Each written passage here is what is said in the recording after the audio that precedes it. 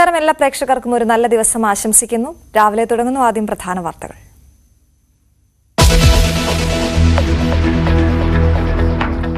ദിലീപ് ദർശന വിവാദത്തിൽ ഉദ്യോഗസ്ഥർക്കെതിരെ നടപടിയുണ്ടാകുമെന്ന് ദേവസ്വം പ്രസിഡന്റ്.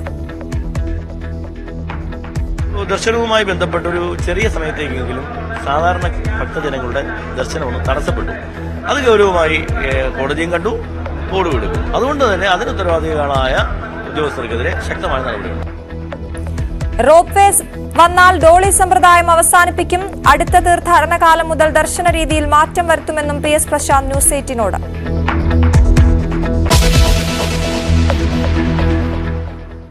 മുൻ കേന്ദ്രമന്ത്രി SM കൃഷ്ണ അന്തരിച്ചു. അന്ത്യം പുലർച്ചെ ബംഗളൂരുവിലെ വസതിയിൽ.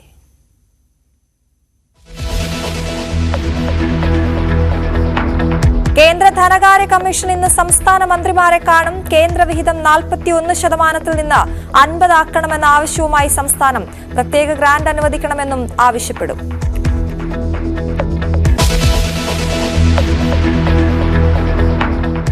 സിറിയയിൽ വിമതസേനയ്ക്ക് അധികാരം കൈമാറാൻ മുൻ പ്രധാനമന്ത്രിയുമായി മുഹമ്മദ് ജലാൽ വിമത നേതാക്കളുമായി കൂടിക്കാഴ്ച നടത്തി. സിറിയയുടെ രാസായുധ ശേഷി തകർത്തതായി ഇസ്രായേൽ. ആയുധ സംഭരണ കേന്ദ്രങ്ങൾ ബോംബിട്ട് തകർത്തു. സിറിയയിലെ IS കേന്ദ്രങ്ങൾ ആക്രമിച്ചതായി US.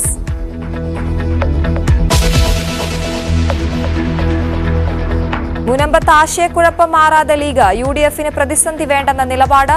പരസ്യ പ്രതികരണം തടഞ്ഞ് party.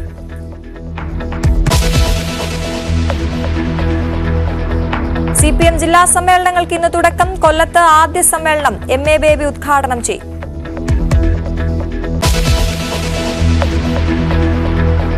NK Raghavan MPക്കെതിരെ Kannur DCC. Madayi കോളേജിലെ നിയമനത്തിൽ പ്രതിഷേധവുമായി കൂടുതൽ കോൺഗ്രസ് പ്രവർത്തകർ. നിലപാട് വ്യക്തമാക്കാതെ KPCC.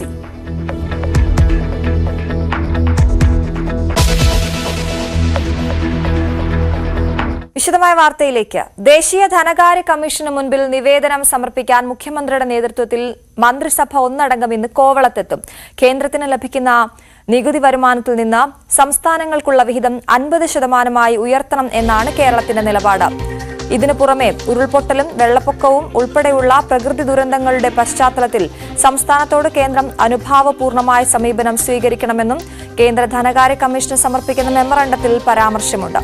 രാവിലെ 9 മണിയോടെയാണ് ധനകാര്യ കമ്മീഷൻ അംഗങ്ങളുമായുള്ള കൂടിക്കാഴ്ച. VV അരുൺ ചേരുന്ന വിവരങ്ങളുമായി. അരുൺ, എത്രത്തോളം പ്രതീക്ഷയിലാണ് സംസ്ഥാനം?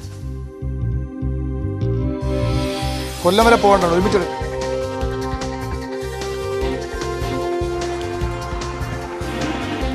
VV അരുൺ ചേരുന്നു. അരുൺ, ധനകാര്യ കമ്മീഷനെ കാണാനായി സംസ്ഥാന സർക്കാർ പോകുമ്പോൾ എത്രത്തോളം പ്രതീക്ഷയിലാണ് കേരളം?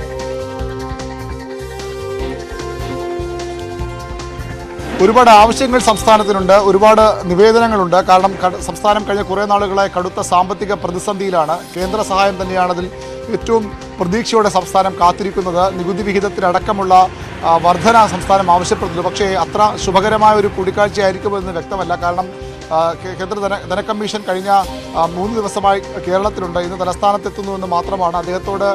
അദ്ദേഹം പല കാര്യങ്ങളും നേരിട്ട്, കമ്മീഷനും അദ്ദേഹത്തിനൊപ്പമുള്ളവരും പല കാര്യങ്ങളും നേരിട്ട് കണ്ടിട്ടുണ്ട്. പക്ഷേ ഈ നികുതി വിഹിതത്തിൻ്റെ കാര്യത്തിലും സംസ്ഥാനം വർധന ആവശ്യപ്പെടുമ്പോൾ രാജ്യത്ത് മൊത്തത്തിൽ നികുതി വിഹിതം നൽകുന്നത് കുറയ്ക്കാനുള്ള നീക്കത്തിലാണ് ധനകമ്മീഷൻ എന്നാണ് സൂചന. അങ്ങനെ വരുമ്പോൾ സംസ്ഥാനത്തിൻ്റെ ആവശ്യം അതേ രീതിയിൽ പരിഗണിക്കുമോ എന്ന് വ്യക്തമല്ല. സംസ്ഥാനം കോവിഡിന് ശേഷം വലിയ സാമ്പത്തിക പ്രതിസന്ധിയിലേക്ക് കടന്നുപോയി. കോവിഡിന് ശേഷം പ്രളയം വന്നു. ഇപ്പോൾ വയനാട് പുനരധിവാസവുമായി ബന്ധപ്പെട്ട കേന്ദ്രവുമായി നിരന്തരം കത്തിടപാടുകളും രാഷ്ട്രീയ തർക്കങ്ങളുമൊക്കെ നടക്കുന്നുണ്ട്. അങ്ങനെ വലിയ പ്രശ്നങ്ങൾ സംസ്ഥാനത്തിനുണ്ട്. പക്ഷേ അതെല്ലാം പരിഹരിക്കപ്പെടുമോ അല്ലെങ്കിൽ അല്പമെങ്കിലും ആശ്വാസം കിട്ടുമോ എന്ന പ്രതീക്ഷ മാത്രമാണ് സംസ്ഥാനത്തുള്ളത്. പക്ഷേ അത്ര ശുഭകരമായൊരു വാർത്ത ധനകമ്മീഷനിൽ നിന്നുണ്ടാകുമെന്ന് സംസ്ഥാനം ആ രീതിയിൽ പ്രതീക്ഷിക്കുന്നുമില്ല. രാഷ്ട്രീയം തന്നെയാണ് ഇതിൻ്റെ കാരണം. രാഷ്ട്രീയമായി കേരളത്തെ ഒറ്റപ്പെടുന്നതിൻ്റെ ഭാഗമായി അല്ലെങ്കിൽ ശത്രുപക്ഷ നിർത്തുന്ന വിമർശനമാണ് ആ രീതിയിൽ സർക്കാരും ഇടതുമുന്നണിയുമൊക്കെ ഉന്നയിക്കുന്നത്. അതുകൊണ്ട് തന്നെ കേന്ദ്ര കമ്മീഷന് മുമ്പാകെ ഇന്ന് മന്ത്രിസഭ പോകുമ്പോൾ പ്രതീക്ഷയുണ്ട്. പക്ഷേ പ്രതീക്ഷയുടെ അമിത ഭാരം സംസ്ഥാന സർക്കാർ ഇല്ല എന്നാണ് ധനമന്ത്രിയിൽ നിന്നും മറ്റ് ധനവകുപ്പിൽ നിന്നുമൊക്കെ നമുക്ക് ലഭിക്കുന്ന സൂചനകൾ. ഏതായാലും ഇന്ന് രാവിലെ മുഖ്യമന്ത്രിയും ധനമന്ത്രിയും ചേർന്ന് കേന്ദ്ര ധനകമ്മീഷനെ സ്വീകരിക്കും. അതിനുശേഷം സംസ്ഥാന മന്ത്രിസഭ ഒന്നടങ്കം ധനകമ്മീഷനുമായി ചർച്ച നടത്തുന്നുണ്ട്. ആസൂത്രണ ബോർഡും അതുപോലെ തന്നെ സംസ്ഥാന ധനകാര്യ കമ്മീഷൻ KN ഹരിലാലുമൊക്കെ ഇന്ന് ധനകമ്മീഷനെ കാണുന്നു. ഉച്ചയ്ക്ക് 2:45 അദ്ദേഹം മാധ്യമങ്ങളെയും കാണും. സംസ്ഥാനത്തിൻ്റെ ആവശ്യങ്ങളോട് എങ്ങനെയാകും കേന്ദ്ര ധനകമ്മീഷൻ്റെ പ്രതികരണം, മറുപടി എന്ന കാര്യത്തിൽ ഏതാണ്ട് വ്യക്തത ഉച്ചയോടുകൂടി ഉണ്ടാകും. അരുൺ, മറ്റൊന്ന് ഇന്ന് CPM ജില്ലാ സമ്മേളനങ്ങൾക്ക് തുടക്കമാവുകയാണല്ലോ. സംസ്ഥാന സമ്മേളനം നടക്കുന്ന കൊല്ലം ജില്ലയിലെ സമ്മേളനത്തോടെയാണ് തുടക്കം. വയനാട് ധവളക്കുഴിയിലെ കോടിയേരി ബാലകൃഷ്ണൻ നഗറിൽ നടക്കുന്ന സമ്മേളനം MA ബേബിയാണ് ഉദ്ഘാടനം ചെയ്യുന്നതെന്ന് അറിയുന്നു. എന്തായാലും ഒരുപാട് വിവാദങ്ങൾക്ക് ശേഷം, ഉപതെരഞ്ഞെടുപ്പിനൊക്കെ ശേഷം നടക്കുന്ന സമ്മേളനമാണ്. എന്തൊക്കെയാണ് പ്രതീക്ഷിക്കേണ്ടത്? പാർട്ടി കോൺഗ്രസിന് മുന്നോടിയായുള്ള സമ്മേളനം, ഏരിയ സമ്മേളനങ്ങൾ വരെ ഏറെക്കുറെ പൂർത്തിയായിരിക്കുന്നു. പാലക്കാട്, വയനാട് ജില്ലകളിൽ ഉപതെരഞ്ഞെടുപ്പ് നടന്നതുകൊണ്ട് തന്നെ അവിടെ ഇനിയും ഏരിയ സമ്മേളനങ്ങൾ പൂർത്തിയാകാനുണ്ട്. പക്ഷേ കൊല്ലത്ത് ആദ്യ ജില്ലാ സമ്മേളനത്തിലേക്ക് CPM കടക്കുകയാണ്. കൊല്ലമാണ് സംസ്ഥാന സമ്മേളനത്തിൻ്റെ വേദി അടുത്ത മാസം, അതുകൊണ്ട് തന്നെ മാർച്ചിൽ. അതുകൊണ്ട് തന്നെ കൊല്ലത്ത് ആദ്യം സമ്മേളനം നടത്തി സംസ്ഥാന സമ്മേളനത്തിൻ്റെ ഒരുക്കങ്ങളിലേക്ക് പോവുകയാണ് CPM. സാധാരണ എല്ലാ സംസ്ഥാന സമ്മേളനങ്ങളും ആ രീതിയിൽ തന്നെയാണ് CPM ആസൂത്രണം ചെയ്യുന്നത്. പക്ഷേ കൊല്ലത്തെ ഈ സമ്മേളനത്തിന് മറ്റു പ്രത്യേകത കൂടിയുണ്ട്. ഒരു ഏരിയ കമ്മിറ്റി തന്നെ പിരിച്ചുവിടപ്പെട്ട ജില്ലയാണ് കൊല്ലം. കരുനാഗപ്പള്ളിയിൽ കടുത്ത വിഭാഗീയതയെ തുടർന്ന് വിഭാഗീയത തെരുവിലേക്കും പാർട്ടി ഓഫീസിലേക്ക് പ്രവർത്തകരുടെ നേതാക്കളുടെ പ്രകടനവുമായൊക്കെ എത്തിയതോടുകൂടി ഒരു കരുനാഗപ്പള്ളി ഏരിയ കമ്മിറ്റി തന്നെ പിരിച്ചുവിടേണ്ട അവസ്ഥയിലേക്ക് CPM എത്തിയിരുന്നു. കരുനാഗപ്പള്ളിയിൽ ഏരിയ സമ്മേളനം പൂർത്തിയാക്കാനും കഴിഞ്ഞിട്ടില്ല. ഏരിയ സമ്മേളനം മാത്രമല്ല, അവിടെ 2 ലോക്കൽ സമ്മേളനങ്ങൾ വിഭാഗീയതയെ തുടർന്ന് പൂർത്തിയാക്കാൻ കഴിയാത്തൊരു സാഹചര്യമുണ്ട്. കരുനാഗപ്പള്ളി ഏരിയയിൽ നിന്നുള്ള നേതാക്കൾ ഈ സമ്മേളനത്തിൽ പങ്കെടുക്കുന്നില്ല. അവരെ സമ്മേളനത്തിൽ ഒഴിവാക്കിയിട്ടുമുണ്ട്. അങ്ങനെ കരുനാഗപ്പള്ളിയിൽ നിന്നുള്ള ആളുകളില്ലാത്ത ഒരു സമ്മേളനമാണെന്ന് നടക്കാൻ പോകുന്നു. കടുത്ത വിഭാഗീയതയാണ് അവിടെ ഉണ്ടായത്. സംസ്ഥാന തലത്തിന് CPM ഏറ്റവും നാണക്കേടുണ്ടാക്കിയ ഒരു സംഭവമാണ് കരുനാഗപ്പള്ളിയിൽ ഉണ്ടായത്. അതുകൊണ്ട് തന്നെ വളരെ ജാഗ്രതയോടുകൂടിയാണ് CPM നേതൃത്വം കൊല്ലം സമ്മേളനത്തെ കാണുന്നത്. അവിടെ ഈ കാര്യമായ പ്രശ്നങ്ങൾ ഈ ജില്ലാ സഭയിൽ ഉണ്ടാകുമെന്നവർ കരുതുന്നില്ലെങ്കിൽ പോലും സംസ്ഥാന നേതാക്കളുടെ വലിയൊരു പട തന്നെ അവിടേക്ക് പോകുന്നുണ്ട്. പൊളിറ്റ് ബ്യൂറോ അംഗം MA ബേബി ഉദ്ഘാടനം ചെയ്യും. AK ബാലനും KK ശൈലജയും ഉൾപ്പെടെയുള്ള കേന്ദ്ര കമ്മിറ്റി അംഗങ്ങൾ, M സ്വരാജിനെ പോലെയുള്ള സംസ്ഥാന സെക്രട്ടേറിയറ്റ് അംഗങ്ങളൊക്കെ അവിടെയുണ്ട്. മന്ത്രി KN ബാലഗോപാൽ കേന്ദ്ര കമ്മിറ്റി അംഗം, അദ്ദേഹം ജില്ലയിൽ നിന്നുള്ള നേതാവ് കൂടിയാണ്. അദ്ദേഹത്തിൻ്റെ സാന്നിധ്യം പൂർണ്ണസമയം ഉണ്ടാകും. ഒരു തരത്തിലുള്ള വിഭാഗീയ പ്രവർത്തനങ്ങളും ജില്ലാ സമ്മേളനങ്ങളെ ബാധിക്കരുതെന്നൊരു കർശന തീരുമാനം CPMനുണ്ട്. കാരണം ആദ്യ സമ്മേളനമാണ്, കൊല്ലത്താണ്. അത് അവിടെ ഈ വിഭാഗീയതയ്ക്ക് തുടങ്ങിയാൽ വരും സമ്മേളനങ്ങളെയും അത് ബാധിക്കുമോ എന്ന ആശങ്ക CPMനുണ്ട്. അതുകൊണ്ട് തന്നെ ഒരു തരത്തിലുള്ള വിഭാഗീയ പ്രശ്നം ഉണ്ടാകാതിരിക്കുന്ന കനത്ത ജാഗ്രത CPM നേതൃത്വം പുലർത്തുമെന്ന് ഉറപ്പാണ്. MA ബേബി ഉദ്ഘാടനം ചെയ്യും. S സുദേവനാണ് ഇപ്പോൾ കൊല്ലത്തെ ജില്ലാ സെക്രട്ടറി. അദ്ദേഹം തുടരാൻ തന്നെയാണ് സാധ്യത. അദ്ദേഹത്തെ മാറ്റാൻ തീരുമാനമുണ്ടായാൽ മുൻ MP കൂടിയായ സംസ്ഥാന സമിതി അംഗം K സോമപ്രസാദിൻ്റെ പേരാണ് പ്രധാന പരിഗണനയിലുള്ളത്. അദ്ദേഹം പട്ടികജാതി ക്ഷേമ സമിതിയുടെ, CPMൻ്റെ പോഷക സംഘടന പട്ടികജാതി ക്ഷേമ സമിതിയുടെ സംസ്ഥാന സെക്രട്ടറി കൂടിയാണ്. S ജയമോഹൻ ജില്ലാ സെക്രട്ടറി അംഗം, അദ്ദേഹത്തിൻ്റെ പേരും ചർച്ചയിലുണ്ട്. J മേഴ്സിക്കുട്ടിയമ്മ ജില്ലാ നേതൃത്വത്തിൽ കൊണ്ടുവരണമെന്ന അഭിപ്രായമുള്ളവരുണ്ട്. പക്ഷേ അതത്ര എളുപ്പമുള്ളവർ വളരെ സീനിയറായ സംസ്ഥാന സമിതി അംഗമാണ്. പക്ഷേ സംസ്ഥാന സെക്രട്ടറിയിലൊക്കെ പരിഗണിക്കപ്പെടാവുന്ന പേരാണ്. അതുകൊണ്ട് തന്നെ മേഴ്സിക്കുട്ടിയമ്മയ്ക്ക് ആ രീതിയിൽ സാധ്യത കുറവ് എന്നാണ് വിലയിരുത്തപ്പെടുന്നത്. S സുദേവൻ തന്നെ തുടരും. സുദേവൻ മാറിയാൽ S ജയമോഹനോ അല്ലെങ്കിൽ K സോമപ്രസാദോ പുതിയ ജില്ലാ സെക്രട്ടറി വരും. ശരി, VV അരുണാണ് വിവരങ്ങൾ നൽകിയത്. മറ്റു വാർത്തകളിലേക്ക് പോകാം. സംസ്ഥാനത്തെ 31 തദ്ദേശ വാർഡുകളിൽ ഇന്ന് ഉപതെരഞ്ഞെടുപ്പാണ്. മലപ്പുറം ജില്ലാ പഞ്ചായത്തിലെ തൃപ്പലങ്ങോട്, വിവിധ ജില്ലകളിലായി 4 ബ്ലോക്ക് പഞ്ചായത്ത് വാർഡുകൾ, 23 ഗ്രാമപഞ്ചായത്ത് വാർഡുകൾ എന്നിവിടങ്ങളിലാണ് ഉപതെരഞ്ഞെടുപ്പ് നടക്കുക. പാലക്കാട് ജില്ലയിലെ ചാലിശ്ശേരി, തച്ചമ്പാറ പഞ്ചായത്തുകളിലെ ജനവിധി ഭരണം നിലനിർത്തുന്നതിൽ UDFനും LDFനും നിർണായകമാണ്. ഓരോ വാർഡുകളിലേക്കാണ് ഇവിടെ ജനവിധി.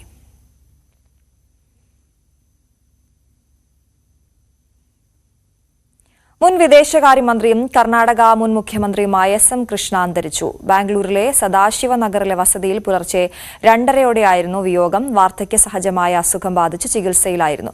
6 പതിറ്റാണ്ട് നീണ്ട രാഷ്ട്രീയ ജീവിതത്തിന് അംഗീകാരമായി കഴിഞ്ഞ വർഷം ഇന്ത്യയിലെ 2ാമത്തെ ഉയർന്ന സിവിലിയൻ ബഹുമതിയായ പത്മവിഭൂഷൺ നൽകി ആദരിച്ചിരുന്നു.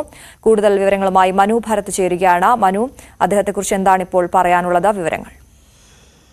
അശ്വതി, ഈ SM കൃഷ്ണ ഇന്ത്യ കണ്ട ഏറ്റവും മികച്ച രാഷ്ട്രീയ നേതാക്കളിൽ ഒരാളാണ് എന്ന് നമുക്ക് പറയാൻ കഴിയും. സ്വതന്ത്ര ഇന്ത്യയിൽ വലിയ വീക്ഷണമുള്ള ഒരു രാഷ്ട്രീയ നേതാവായിരുന്നു. അദ്ദേഹം ഒരു ഫുൾബ്രൈറ്റ് സ്കോളറായിരുന്നു. അമേരിക്കയിൽ പഠനത്തിന് ശേഷം അദ്ദേഹം കർണാടകയിലേക്ക് മടങ്ങിയെത്തി.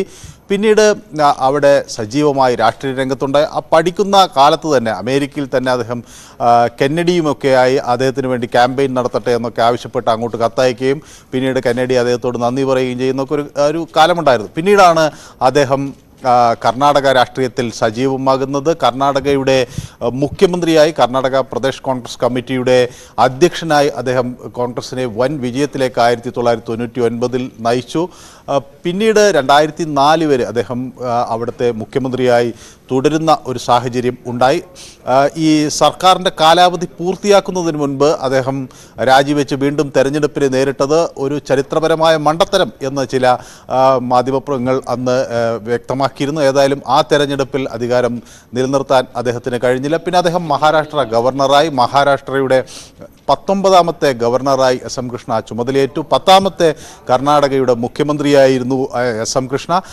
അതേപോലെ അദ്ദേഹം ലോക്സഭയിലും രാജ്യസഭയിലും കർണാടക വിധാൻസഭയിലുമൊക്കെ അദ്ദേഹത്തിൻ്റെ കഴിവും മികവും ഒക്കെ തെളിയിച്ചു. ബാംഗ്ലൂരിനെ ഒരു ഇന്ത്യയിലെ സിലിക്കൺ വാലിയാക്കി മാറ്റുന്നതിൽ നിർണായകമായ ഒരു പങ്ക് അദ്ദേഹം വഹിച്ചിരുന്നു. അല്ലെങ്കിൽ അതിന് നേതൃത്വം കൊടുത്തത് അദ്ദേഹമാണ്. നന്ദൻ നിലാഖനിയെ പോലുള്ളവരോടൊപ്പം ചേർന്നുകൊണ്ടൊരു ഒരു മുന്നേറ്റത്തിന്, പ്രത്യേകിച്ച് ഡിജിറ്റലൈസേഷൻ തുടങ്ങിയ കാര്യങ്ങളിൽ അദ്ദേഹത്തിൻ്റെ സർക്കാർ വലിയ മാറ്റങ്ങൾ കൊണ്ടുവന്നു എന്നത് കർണാടകയെ സംബന്ധിച്ചിടത്തോളം ഒരു സുപ്രധാന കാര്യമാണ്. മാത്രമല്ല, അദ്ദേഹത്തിൻ്റെ കാലഘട്ടത്തിലായിരുന്നു ഈ കാവേരി നദീജല തർക്കമൊക്കെ രൂക്ഷമായിരുന്നത്. അതൊക്കെ ഒരു രമ്യമായി പരിഹരിക്കുന്നതിന് വേണ്ട നടപടികൾ അദ്ദേഹം സ്വീകരിക്കാൻ ഒക്കെ ശ്രമിച്ചു. ഒപ്പം നമുക്ക് ഓർമ്മയുണ്ടാകും, ഈ വീരപ്പൻ അന്ന് ഡോക്ടർ രാജ്കുമാറിനെ തട്ടിക്കൊണ്ടുപോയ ഒരു സാഹചര്യം, അത് വലിയ തോതിൽ കർണാടക ചർച്ച ചെയ്തൊരു ഘട്ടത്തിൽ ഒക്കെ അന്ന് കർണാടകയുടെ പ്രതിസന്ധികളുടെ കാലഘട്ടത്തിൽ SM കൃഷ്ണ കർണാടകയുടെ അമരക്കാരനായിരുന്നു. ഒപ്പം തന്നെ അദ്ദേഹം ഈ കർണാടകയെ സാങ്കേതികമായി വളർത്തുന്നതിൽ വലിയ ഒരു മുന്നേറ്റം കാഴ്ചവെക്കുകയും ചെയ്തു. ഒക്കലിംഗ സമുദായങ്ങൾക്കിടയിൽ കർണാടകയെ സംബന്ധിച്ചിടത്തോളം ഒക്കലിംഗ സമുദായം ഒരു വലിയ ശക്തമായ ഒരു സമുദായമാണ്. അവർക്കിടയിൽ നിന്ന് ഉയർന്നു വന്ന ഒരു നേതാവ് എന്ന നിലയിൽ അദ്ദേഹത്തിന് കാര്യമായ ഒരു സ്വാധീനം ഉണ്ടായിരുന്നു. അങ്ങനെ HD ദേവഗൗഡയായിരുന്നു ഒക്കലിംഗർക്കിടയിലെ മറ്റൊരു പ്രമുഖ നേതാവ്. അങ്ങനെ കോൺഗ്രസിൻ്റെ ഒരു കരുത്തനായി അദ്ദേഹം നിന്നു. ഏറ്റവും ഒടുവിൽ 2017 അദ്ദേഹം BJP-യിലേക്ക് വരുന്ന ഒരു സാഹചര്യമുണ്ട്. വിദേശകാര്യമന്ത്രി എന്ന നിലയിലും അദ്ദേഹത്തിൻ്റെ പ്രവർത്തനം വളരെ മികച്ചതായിരുന്നു. ഇന്ദിരാഗാന്ധിയുടെ, രാജീവ് ഗാന്ധിയുടെ, മൻമോഹൻ സിംഗിൻ്റെ കാലഘട്ടത്തിലൊക്കെ അദ്ദേഹം കേന്ദ്രമന്ത്രിസഭയിൽ അംഗമായിരുന്നു. അങ്ങനെ സുത്യർഹമായ ഒരു രാഷ്ട്രീയ സേവനം രാജ്യത്തിന് സംഭാവന ചെയ്തുകൊണ്ടാണ് 92-കാരനായ SM കൃഷ്ണ തൻ്റെ യാത്രയിൽ മടങ്ങുന്നത്. ശരി, മനു ഭാരതാണ് വിവരങ്ങൾ നൽകിയത്. കേരളത്തിൽ ചാവേർ ബോംബാക്രമണത്തിന് പദ്ധതിയിട്ടതിന് NIA കോടതി 10 വർഷത്തെ തടവിന് ശിക്ഷിച്ച റിയാസ് അബൂബക്കറിന്റെ അപ്പീലിൽ ഹൈക്കോടതി വിധി ഇന്ന്. പാലക്കാട് കൊല്ലങ്കോട് സ്വദേശിയായ റിയാസ് 2018 അറസ്റ്റിലായത്. ഭീകരസംഘടനയായ IS-ന്റെ ഘടകം കേരളത്തിൽ ഉണ്ടാക്കാനും അതുവഴി സ്ഫോടനങ്ങൾ നടത്താനും പദ്ധതിയിട്ടു എന്നാണ് പ്രോസിക്യൂഷൻ കേസ്. ശ്രീലങ്കൻ സ്ഫോടന പരമ്പരയിൽ നിന്ന് ആവേശം ഉൾക്കൊണ്ട് കേരളത്തിലും ചാവേർ പരമ്പരയ്ക്ക് പദ്ധതിയിട്ടിരുന്നുവെന്ന് ആണ് കുറ്റപത്രത്തിൽ ഉണ്ടായിരുന്നത്. നവമി ദിനേശാണ് വിവരങ്ങളുമായി ചേരുന്നത്. നവമി, എന്താണ് ഇന്ന് കേസ് കോടതിയിലേക്ക് എത്തുമ്പോൾ വിധി പ്രതീക്ഷിക്കേണ്ടത്? വിവരങ്ങൾ.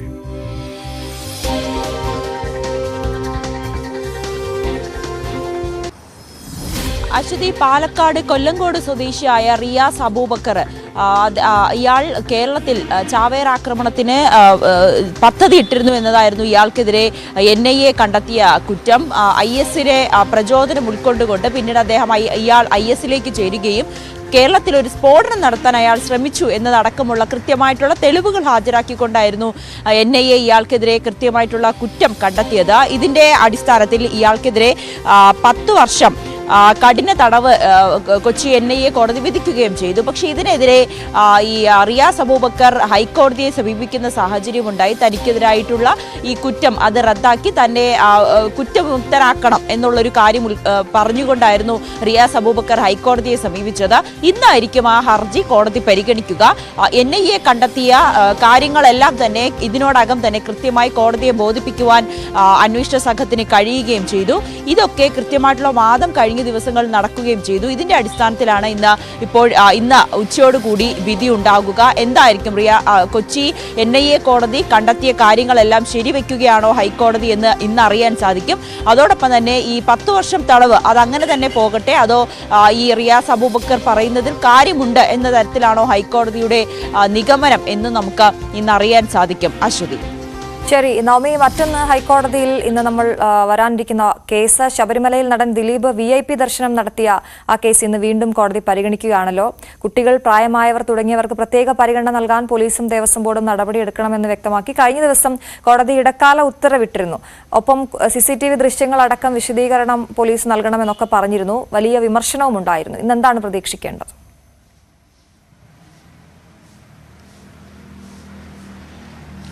അശ്വതി, ദിലീപ് ശബരിമലയിൽ കയറിയ ദൃശ്യങ്ങളടക്കം കഴിഞ്ഞ ദിവസം കോടതിയിൽ ഹാജരാക്കിയിരുന്നു. ഇതിൽ കൃത്യമായിട്ടുള്ള നിയമലംഘനമുണ്ടെന്ന് തന്നെ ഹൈക്കോടതി പ്രഥമ ദൃഷ്ട്യാ നിരീക്ഷിക്കുകയും ചെയ്തു. കാരണം ശബരിമലയിൽ ആർക്കും തന്നെ VIP പരിഗണന നൽകേണ്ടതില്ല എന്ന കൃത്യമായിട്ടുള്ള ഹൈക്കോടതി ഉത്തരവുണ്ട്. അങ്ങനെയാണെങ്കിൽ ഇതൊരു ഹൈക്കോടതിയുടെ നിയമലംഘനം തന്നെയല്ലേ, പ്രത്യക്ഷമായിട്ടുള്ള ഒരു നിയമലംഘനമല്ലേ അവിടെ നടന്നത് എന്നൊരു കാര്യമാണ് ഹൈക്കോടതി കഴിഞ്ഞ ദിവസം നിരീക്ഷിച്ചത്. രൂക്ഷമായിട്ട് തന്നെയായിരുന്നു കോടതി വിമർശനവും ഉന്നയിച്ചിരിക്കുന്നത്. ദിലീപ് പോലീസ് അകമ്പടിയോടെയാണ് ശബരിമലയിൽ എത്തുകയും അത് ഹരിവരാസനം പാടുന്ന സമയത്ത് ഏകദേശം മണിക്കൂറുകളോളം ശബരിമലയിൽ തന്നെ തങ്ങുകയും ചെയ്തു. ആ സമയത്ത് കുട്ടികളും മുതിർന്നവരും അമ്മമാരും ഒക്കെ നിരവധി അവിടെ വരികയും അവരെയൊക്കെ ഒരു മിന്നായം പോലെയാണ്, നമുക്കറിയാം ശബരിമലയിൽ ദർശനം നടത്തുമ്പോൾ ഒരു മിന്നായം പോലെയാണ് അയ്യപ്പനെ കാണാൻ സമ്മതിക്കുക. അത്രയേറെ തിരക്കാണ്. പോലീസ് അവരെ തള്ളി മാറ്റുന്ന സാഹചര്യമാണ്. ആ ഒരു സാഹചര്യം നിലനിൽക്കെ ഈ വ്രതമെടുത്ത് 41 ദിവസം വ്രതമെടുത്ത് ശബരിമലയിൽ വളരെ കഷ്ടപ്പാടോടുകൂടി എത്തുന്നവർക്ക് കിട്ടാത്ത പരിഗണന എന്തിനാണ് ഈ VIP-കൾക്ക് കൊടുക്കുന്നതെന്ന് മുൻപ് തന്നെ കോടതി കൃത്യമായി ചോദിച്ചിരുന്നു. അങ്ങനെ ഈ കോടതിയുടെ ഉത്തരവിന്റെ കൃത്യമായിട്ടുള്ളൊരു നിയമലംഘനമാണ് ശബരിമലയിൽ ദിലീപ് എത്തിയപ്പോൾ സംഭവിച്ചതെന്ന് കോടതി നിരീക്ഷിച്ചിരുന്നു. ഇതിന്റെ അടിസ്ഥാനത്തിൽ ദേവസ്വം ബോർഡിനോടും കൃത്യമായിട്ട് വിശദീകരണം ചോദിച്ചിരുന്നു. ഈ CCTV ദൃശ്യങ്ങളടക്കം ഹാജരാക്കണമെന്നും ആവശ്യപ്പെട്ടു. ഇതെല്ലാം ഹാജരാക്കിയിട്ടുണ്ട്. അങ്ങനെയാണെങ്കിൽ ഇന്ന് കോടതി ഈ ഹർജി പരിഗണിക്കുമ്പോൾ ദിലീപിനെയും ഈ ഒരു കേസിൽ കക്ഷി ചേർക്കാനാകും കോടതിയുടെ തീരുമാനമെന്നാണ് നമുക്ക് അറിയാൻ സാധിക്കുന്നത്. എന്തായാലും കോടതി ഇന്ന് എന്തായിരിക്കും ഈ വിഷയത്തിൽ പറയുക എന്നതാണ് ഉറ്റുനോക്കുന്നത്. ശരി, കൊച്ചിയിൽ നിന്നും നവമി ദിനേശാണ് വിവരങ്ങൾ നൽകിയത്. ദിലീപ് വിഷയത്തിൽ ഉദ്യോഗസ്ഥർക്കെതിരെ നടപടി ഉണ്ടാകുമെന്ന് Devaswom board president PS Prasanth news 18നോട്. റോപ്പ് വേ നിലവിൽ വന്നാൽ ഡോളി അവസാനിപ്പിക്കും. ഡോളി പരിഷ്കൃത സമൂഹത്തിന് ചേർന്നതല്ല. അടുത്ത തീർത്ഥാടന കാലം മുതൽ ദർശന രീതിയിൽ മാറ്റം വരുത്താൻ ശ്രമം നടത്തുമെന്ന് Devaswom board president PS Prasanth news 18നോട് പറഞ്ഞു. കൊടിമരം കഴിഞ്ഞാൽ നേരിട്ട് അയ്യപ്പനെ കാണുന്ന രീതിയിൽ ദർശനം ക്രമീകരിക്കാനാണ് ശ്രമം.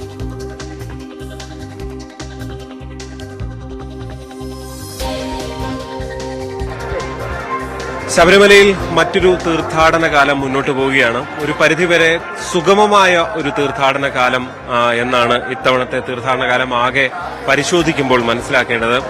കഴിഞ്ഞ തവണ ഒരുപാട് വിവാദങ്ങളായിരുന്നു. എങ്ങനെയാണ്, എന്ത് തീരുമാനങ്ങളാണ് ഇത്തവണ കാര്യങ്ങൾ കുറച്ചുകൂടി ഒരു സ്മൂത്ത് ആക്കിയത്?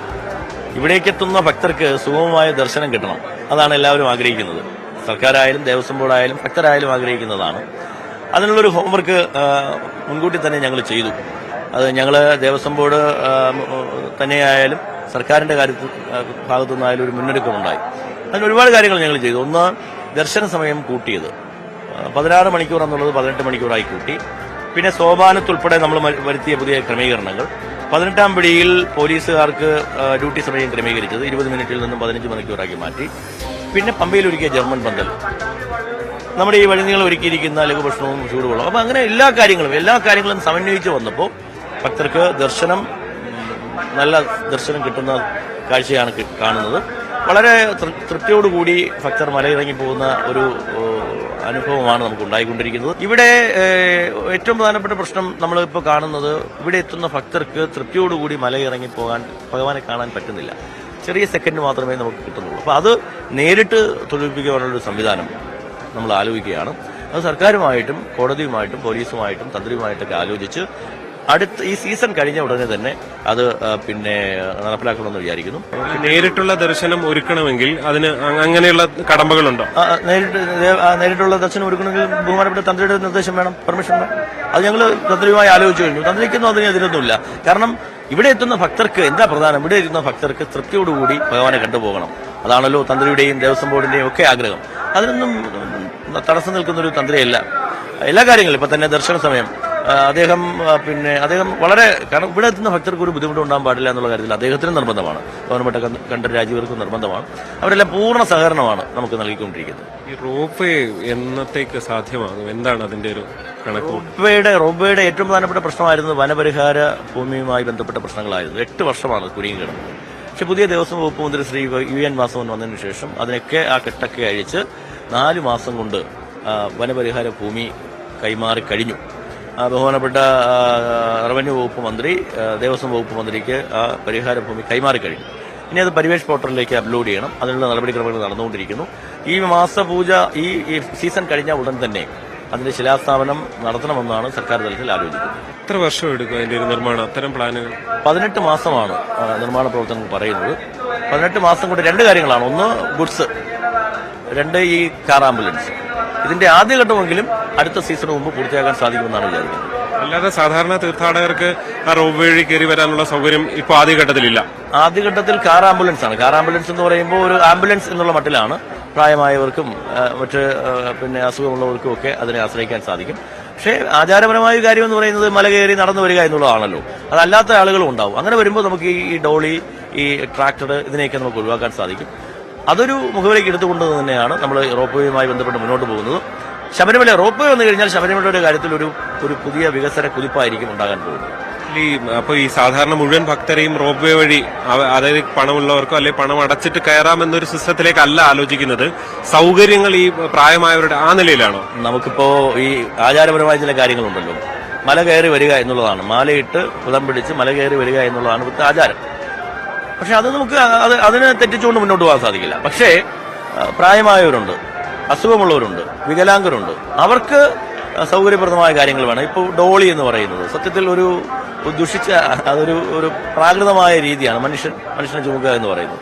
അതിന് മാറ്റം വരുത്തണം. പക്ഷെ മാറ്റം വരുത്തണമെങ്കിൽ നമുക്ക് മറ്റൊരു കാര്യം നടപ്പിലാക്കി മാത്രമേ മാറ്റം കാര്യമാണ്. ആ കാര്യത്തിൽ റോപ്പ് വേ വലിയ സഹായമാവും. VIP-കളെ ഒഴിവാക്കാൻ പറ്റില്ല അല്ലെ? അതൊരു VIP ദർശനം എന്നുള്ളത് ഒഴിവാക്കാൻ പറ്റില്ല. അല്ല, ഇവിടെ VIP സാധാരണ അങ്ങനെയൊന്നുമില്ല. ഇവിടെ എല്ലാവർക്കും ദർശനമുണ്ട്. എല്ലാവർക്കും ഒരേ പോലെ തന്നെയാണ് പരിഗണന പോകുന്നത്. ഒരുപാട് സെലിബ്രിറ്റികൾ വരാറുണ്ട്, ഹൈക്കോടതിയുടെ ജഡ്ജിമാർ വരാറുണ്ട്, സാഹിത്യ രാഷ്ട്രീയ രംഗത്തെ പ്രമുഖരെല്ലാം വരാറുണ്ട്. ഭഗവാനെ കാണാൻ എല്ലാവരും വരാറുണ്ട്. ഭഗവാനെ മുന്നിൽ എല്ലാവരും തുല്യരാണ്. പക്ഷെ അന്ന് സംഭവിച്ചത് ആ ഒരു ദർശനവുമായി ബന്ധപ്പെട്ട ഒരു ചെറിയ സമയത്തേക്കെങ്കിലും സാധാരണ ഭക്തജനങ്ങളുടെ ദർശനം ഒന്ന് തടസ്സപ്പെട്ടു. അത് ഗൗരവമായി കോടതിയും കണ്ടു, ബോർഡും എടുക്കുന്നു. അതുകൊണ്ട് തന്നെ അതിന് ഉത്തരവാദികളായ ഉദ്യോഗസ്ഥർക്കെതിരെ ശക്തമായ നടപടി ഉണ്ടാവും. അപ്പൊ അത് തന്നെയാണ് PS പ്രശാന്ത് വളരെ വിശദമായാണ് അദ്ദേഹം നമ്മളോട് സംസാരിച്ചത്. ശബരിമലയിൽ വരാൻ പോകുന്ന മാറ്റങ്ങളെക്കുറിച്ചടക്കം അദ്ദേഹം വ്യക്തമാക്കുകയാണ് ചെയ്തത്. ബിപിൻ മുരളിക്കൊപ്പം ജി ശ്രീജിത്ത്, News 18 സന്നിധാനം. ശബരീശ ദർശനം നിങ്ങൾക്കായി സമർപ്പിക്കുന്നത് മിൽമ ഗീ. വ്രതശുദ്ധിയുടെയും നന്മയുടെയും നാളുകൾ പരിശുദ്ധമാക്കാം മിൽമയ്ക്കൊപ്പം. ശബരിമലയിൽ വീണ്ടും ഭക്തജന തിരക്ക് തുടരുകയാണ്. ഇന്നലെ 82,045 തീർത്ഥാടകർ ദർശനം നടത്തി. സമീപ ദിവസങ്ങളിൽ ഏറ്റവും കുറവ് തിരക്ക് അനുഭവപ്പെട്ടത് ഞായറാഴ്ചയായിരുന്നു. 67,477 പേരാണ് അന്ന് ദർശനത്തിനെത്തിയത്. ജി ശ്രീജിത്ത് ചേരുന്നു ശബരിമലയിൽ നിന്നും. Sreejith, good morning. എന്താണ് ഏറ്റവും പുതിയ വിവരങ്ങൾ ശബരിമലയിൽ നിന്ന്?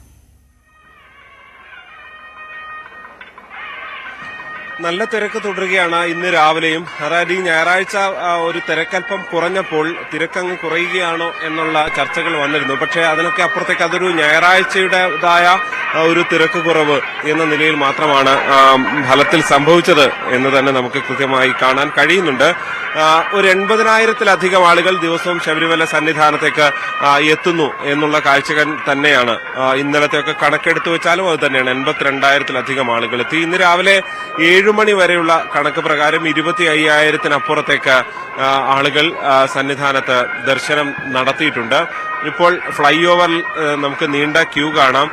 ഇനിയിപ്പോ ഉഷപൂജയുടെ സമയമാണ്. അല്പസമയം പൂജകൾ നടക്കുന്ന ഒരു സാഹചര്യം ഉണ്ടാകും. അപ്പോൾ കുറച്ചുകൂടി തിരക്കുണ്ടാകും. ഈ വന്നവർ ഫ്ലൈ ഓവറിൽ തന്നെ നിറയുന്ന നിലയിലേക്ക് കാര്യങ്ങൾ എത്തുന്നു. എന്തായാലും ഒരു കാര്യം ഉറപ്പാണ്, ഈ വലിയൊരു നീണ്ട ക്യൂവിലേക്ക് ഇത്രയധികം ആളുകൾ എത്തുമ്പോഴും കൃത്യമായ ഭക്തരുടെ ഒരു ഒഴുക്ക്, ശബരിമലയിലെ ഏറ്റവും പ്രധാനപ്പെട്ടത് ഭക്തരുടെ ഒരു ഫ്ലോ, ഈ തീർത്ഥാടനത്തിലെ ഒരു ഫ്ലോ അത് നിലനിർത്താൻ ഇതുവരെ കഴിഞ്ഞിട്ടുണ്ട് എന്നുള്ളതാണ്. പ്രത്യേകിച്ച് വാഹനങ്ങൾ തടസ്സപ്പെടുന്ന സാഹചര്യമില്ല. ഭക്തരെയും കാര്യമായി എവിടെയെങ്കിലും അങ്ങനെ കാര്യമായി തടഞ്ഞ് നിർത്തുന്ന നിലയില്ല. ആളുകൾ വന്ന് കയറി മടങ്ങുന്ന ഒരു സ്ഥിതിവിശേഷം തന്നെയാണുള്ളത്.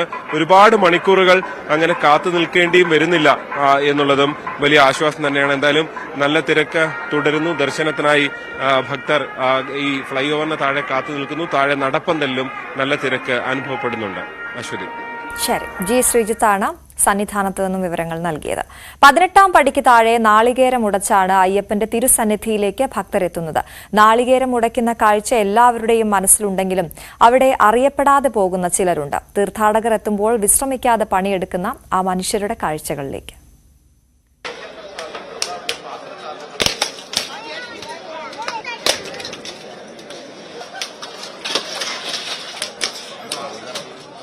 പൊന്നു 18-ാം പടിക്ക് താഴെ ഭക്തർ പോലും കാണാതെ കർമ്മനിരതരായവർ, നാളികേരം പൊട്ടിച്ചിതറിയുള്ള ഏറുകൊണ്ടും മനം മടുക്കാത്തവർ, ചിലപ്പോൾ മുഴുവൻ തേങ്ങ തന്നെ ശരീരത്ത് പതിച്ചിട്ടും വേദന കടിച്ചമർത്തി ജോലി ചെയ്യുന്നവർ.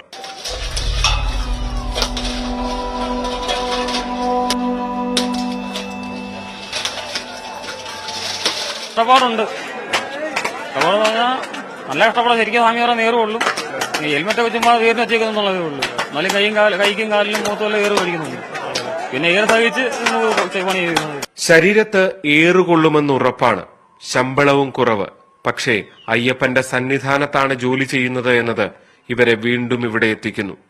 ഏറ് കൊള്ളാതിരിക്കാൻ എന്തെങ്കിലും ഒരു സുരക്ഷ അങ്ങനെ ഒരു മാർഗവുമില്ല. ഏറ് കൊണ്ടേ വെച്ചു. ഇന്ന് തന്നെ ഇപ്പൊ രാവിലെ തൊട്ട് കുറെ ഏറ് മേടിച്ചിട്ടിരിക്കുക. ഏറ് മേടിച്ചാലും പിന്നെ ഇത് തന്നെ ശമ്പളം കുറവാണെങ്കിലും അയ്യപ്പൻ ഒന്നാകുന്നുണ്ട് പുണ്യം. സ്വകാര്യ കമ്പനിയുടെ കരാർ ഏറ്റെടുത്താണ് സുധീഷ് ഉൾപ്പെടെയുള്ള തൊഴിലാളികൾ പണിയെടുക്കുന്നത്. പരിമിതമായ സാഹചര്യങ്ങളിൽ നിൽക്കുമ്പോഴും അയ്യപ്പന്റെ സന്നിധാനം ഇവരുടെ ജീവിതത്തിന് നിറം പകരുന്നു. ഇതുപോലെ സാഹസികമായി ജോലി ചെയ്യുന്ന ഒരുപാട് മനുഷ്യരുടെ അധ്വാനം കൂടിയുണ്ട് ശബരിമല തീർത്ഥാടനത്തിന്. തീർത്ഥാടനം സുഗമമാകുന്നത് ഇവരുടെ കൂടി അധ്വാനം കൊണ്ടാണ്. ക്യാമറമാൻ ബിപിൻ മുരളിക്കൊപ്പം ജി ശ്രീജിത്ത്, ന്യൂസ് 18 സന്നിധാനം. ശബരീശ ദർശനം നിങ്ങൾക്കായി സമർപ്പിച്ചത് മിൽമാഗി. വ്രതശുദ്ധിയുടെയും നന്മയുടെയും നാളുകൾ പരിശുദ്ധമാക്കാം മിൽമയ്ക്കൊപ്പം. പമ്പയിൽ നിന്നും രാജവെമ്പാലയെ പിടികൂടി. നീലിമല അടിവാരത്ത് കരിക്ക് വിൽക്കുന്ന സ്ഥാപനത്തിന് സമീപത്ത് നിന്നുമാണ് പാമ്പിനെ പിടികൂടിയത്. കരിക്ക് വിൽക്കുന്ന തൊഴിലാളികളാണ് പാമ്പിനെ കണ്ടത്. വിവരമറിഞ്ഞെത്തിയ വനംവകുപ്പ് ഉദ്യോഗസ്ഥർ രാജവെമ്പാലയെ പിടികൂടുകയായിരുന്നു.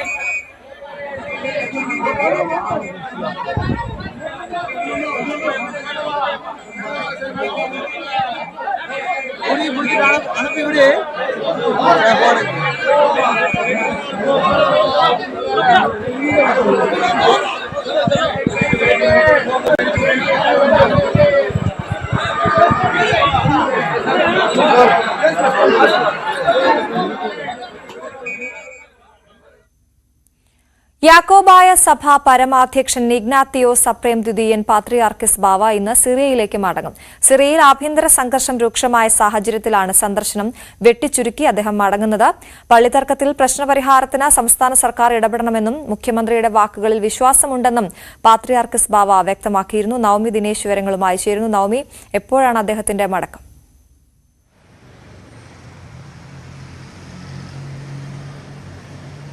അശ്വതി, 10 ദിവസത്തെ കേരള സന്ദർശനത്തിന് വേണ്ടിയിട്ടായിരുന്നു അദ്ദേഹം കഴിഞ്ഞ ദിവസം കൊച്ചിയിലേക്ക് എത്തിയത്. വിവിധ പരിപാടികൾ അദ്ദേഹം പങ്കെടുക്കുന്നതിനു വേണ്ടിയിട്ടൊക്കെ തയ്യാറായിരുന്നു.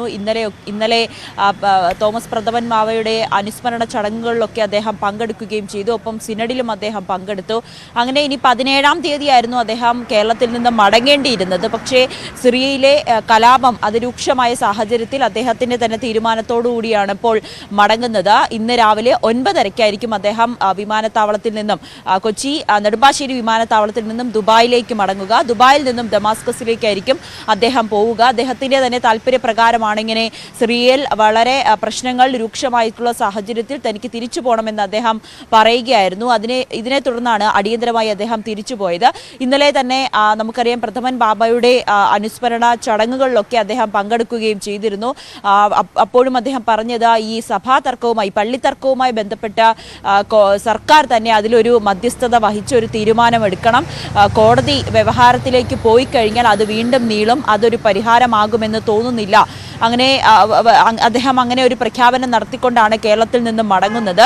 എന്തായാലും 10 ദിവസത്തെ സന്ദർശനത്തിന് വേണ്ടിയിട്ടായിരുന്നു കേരളത്തിലെത്തിയത്. പക്ഷേ ചില സിറിയയിലെ സാഹചര്യങ്ങൾ കൊണ്ട് മാത്രമാണ് അദ്ദേഹത്തിന് നേരത്തെ മടങ്ങേണ്ടി വന്നത്. ഇന്ന് രാവിലെ 9:30 അദ്ദേഹം ദുബായിലേക്ക് പോകും. അവിടെ നിന്നായിരിക്കും ദമാസ്കസിലേക്ക് തിരിച്ചു മടങ്ങുക. അശ്വതി. ശരി നവമി. മുനമ്പം വിഷയത്തിൽ ഇനി ആരും പരസ്യ പ്രതികരണം നടത്തില്ല എന്ന സാദിഖ് അലി ശിഹാബ് തങ്ങളുടെ പ്രസ്താവന മുസ്ലിം ലീഗ് ഈ വിഷയത്തിൽ നേരിടുന്ന പ്രതിസന്ധിയുടെ തെളിവാണ്. ലീഗിനെ പിന്തുണയ്ക്കുന്ന സാമുദായിക സംഘടനകളെ പിന്തുണയ്ക്കാനോ UDFന് രാഷ്ട്രീയമായി പ്രതിസന്ധി ഉണ്ടാക്കാനും ആകില്ല. ഈ സാഹചര്യത്തിലാണ് പരസ്യ പ്രതികരണങ്ങൾ വേണ്ടെന്ന് ലീഗ് നേതൃത്വം നിലപാടെടുത്തത്. മുനമ്പത്തേത് വഖഫ് ഭൂമിയല്ലെന്ന പ്രതിപക്ഷ നേതാവ് VD സതീശിന്റെ പ്രസ്താവന തള്ളിക്കൊണ്ടാണ് KM ഷാജി തുടർച്ചയായി വേദികളിൽ പ്രസംഗിച്ചിരുന്നത്. ഇത് ലീഗ് നേതൃത്വത്തിനുണ്ടാക്കിയ തലവേദന ചെറുതല്ല. എല്ലാം ലീഗിനോടുകൂടി ചർച്ച ചെയ്താണ് തീരുമാനിച്ചിരുന്നതെന്ന് VD സതീശൻ പറഞ്ഞതോടെ ലീഗ് നേതൃത്വം ശരിക്കും വെട്ടിലായി. അല്ല, അദ്ദേഹം പറഞ്ഞോട്ടെ, നമ്മൾ പറഞ്ഞല്ലോ ഇന്ത്യൻ യൂണിയൻ മുസ്ലിം ലീഗിന്റെ അഭിപ്രായം കൂടി കേട്ട് കഴിഞ്ഞിട്ടാണല്ലോ ഞങ്ങൾ സംസാരിക്കുന്നത്. ഞങ്ങളെല്ലാം ഒരുമിച്ചാണ് ഇതിന്റെ തുടക്കം മുതൽ തന്നെ ഇത് ചർച്ച ചെയ്യുന്നത്. ഇതിൻ്റെ അകത്തൊരു വിവാദത്തിന്റെ ഒന്നും പ്രശ്നമില്ല. ഞാൻ പറഞ്ഞത് നിയമപരമായ കാര്യങ്ങളെല്ലാം പരിശോധിച്ചതിന് ശേഷമാണ് ഞാൻ ആ വിഷയത്തെക്കുറിച്ച് പറഞ്ഞിട്ടുള്ളത്. ലീഗിനെ പിന്തുണയ്ക്കുന്ന സാമുദായിക സംഘടനകൾ മുരമ്പത്തേത് വഖഫ് ഭൂമിയാണെന്ന നിലപാട് മുൻപേ പ്രഖ്യാപിച്ചതാണ്. ലീഗിലെ ഒരു വിഭാഗത്തിനും ഇതേ അഭിപ്രായമാണുള്ളത്. KM ഷാജി ഇക്കാര്യങ്ങൾ പരസ്യമായി പറഞ്ഞതോടെ അതിനെ തള്ളിക്കളയാൻ പറ്റാത്ത അവസ്ഥയിലായി PK കുഞ്ഞാലിക്കുട്ടി പോലും. ഇത് വഖഫല്ല എന്നാരും പറഞ്ഞിട്ടില്ല. അത് സംബന്ധിച്ച് സമൂഹത്തിൽ ഒരു കോൺട്രവേഴ്സി വരാതിരിക്കാൻ വേണ്ടി പരസ്യ വിവാദങ്ങൾ ഒഴിവാക്കണം എന്നേ പറഞ്ഞിട്ടുള്ളൂ. അത് മാത്രമല്ല, ഇപ്പോൾ കമ്മീഷൻ വെച്ചിരിക്കല്ലേ, കമ്മീഷൻ വെച്ച് കമ്മീഷൻ തീരുമാനിക്കണം, കമ്മീഷനാണ് ഞാൻ തീരുമാനിക്കേണ്ടത്. അതിലിപ്പോ പരസ്യമായ ആണ് അല്ല എന്നുള്ള ഒരു തർക്കം അത് BJPക്കും അതുപോലെ തന്നെ തീർക്കാത്ത ഇടതുപക്ഷത്തിനൊക്കെ ഗുണം ചെയ്യുന്ന ഒരു അനാവശ്യമായ കോൺട്രവേഴ്സിയാണ് എന്നുള്ളതാണ്. ഈ സാഹചര്യത്തിലാണ് ഇനി പരസ്യ പ്രഖ്യാപനങ്ങളും പ്രസ്താവനകളും വഖഫ് ഭൂമി വിഷയത്തിൽ ഉണ്ടാകരുതെന്ന് സാദിഖ് അലി ശിഹാബ് തങ്ങൾക്ക് പറയേണ്ടി വന്നത്.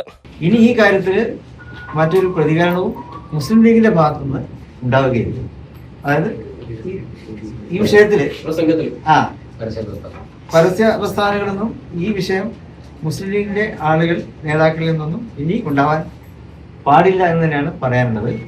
UDFിലെ കക്ഷികളെ പിണക്കാതിരിക്കാനും മുസ്ലിം സാമുദായിക സംഘടനകളെ ഒപ്പം ചേർത്ത് നിർത്താനും ലീഗിന് മുൻപിൽ ഇതല്ലാതെ മറ്റു വഴികളില്ല. മുനമ്പത്തെ അന്തേവാസികളെ കുടിയൊഴിപ്പിക്കില്ലെന്ന നിലപാട് ആവർത്തിച്ചു പറഞ്ഞുകൊണ്ട് മുസ്ലിം ലീഗ് ഈ വിഷയത്തിൽ രാഷ്ട്രീയമായി പ്രതിരോധം തീർക്കുമ്പോൾ ഒപ്പം നിൽക്കുന്ന സാമുദായിക സംഘടനകളെ വിഷമിപ്പിക്കാതിരിക്കാനും ലീഗ് ശ്രമിക്കുന്നുണ്ട്. അതുകൊണ്ടാണ് സർക്കാരാണ് ഈ വിഷയം പരിഹരിക്കേണ്ടത് എന്ന നിലപാട് ലീഗ് ആവർത്തിക്കുന്നത്. മലപ്പുറത്ത് നിന്നും CB Anumod, news 18. MK Raghavan MPക്കെതിരെ പ്രതിഷേധവുമായി കണ്ണൂരിലെ കൂടുതൽ കോൺഗ്രസ് പ്രവർത്തകർ രംഗത്തെത്തിയേക്കും. പ്രവർത്തകർക്കെതിരെ അച്ചടക്ക നടപടിയെടുത്തെങ്കിലും പ്രതിഷേധക്കാർക്ക് കണ്ണൂർ ജില്ലാ നേതൃത്വത്തിന്റെ പിന്തുണയുണ്ടെന്നാണ് സൂചന.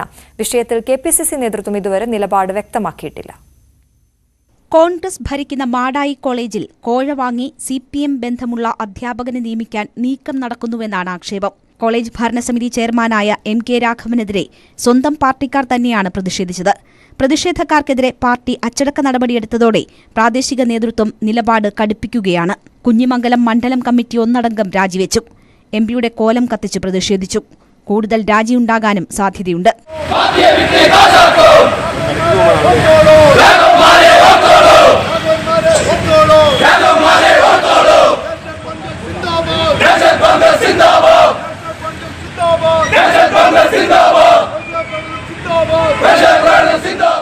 പ്രതിഷേധം കൂടുതൽ കടുപ്പിക്കാനാണ് നീക്കം.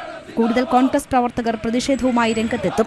അച്ചടക്ക നടപടിയെടുത്തെങ്കിലും പ്രതിഷേധക്കാർക്ക് കണ്ണൂർ DCCയുടെ പിന്തുണയുണ്ടെന്നാണ് സൂചന.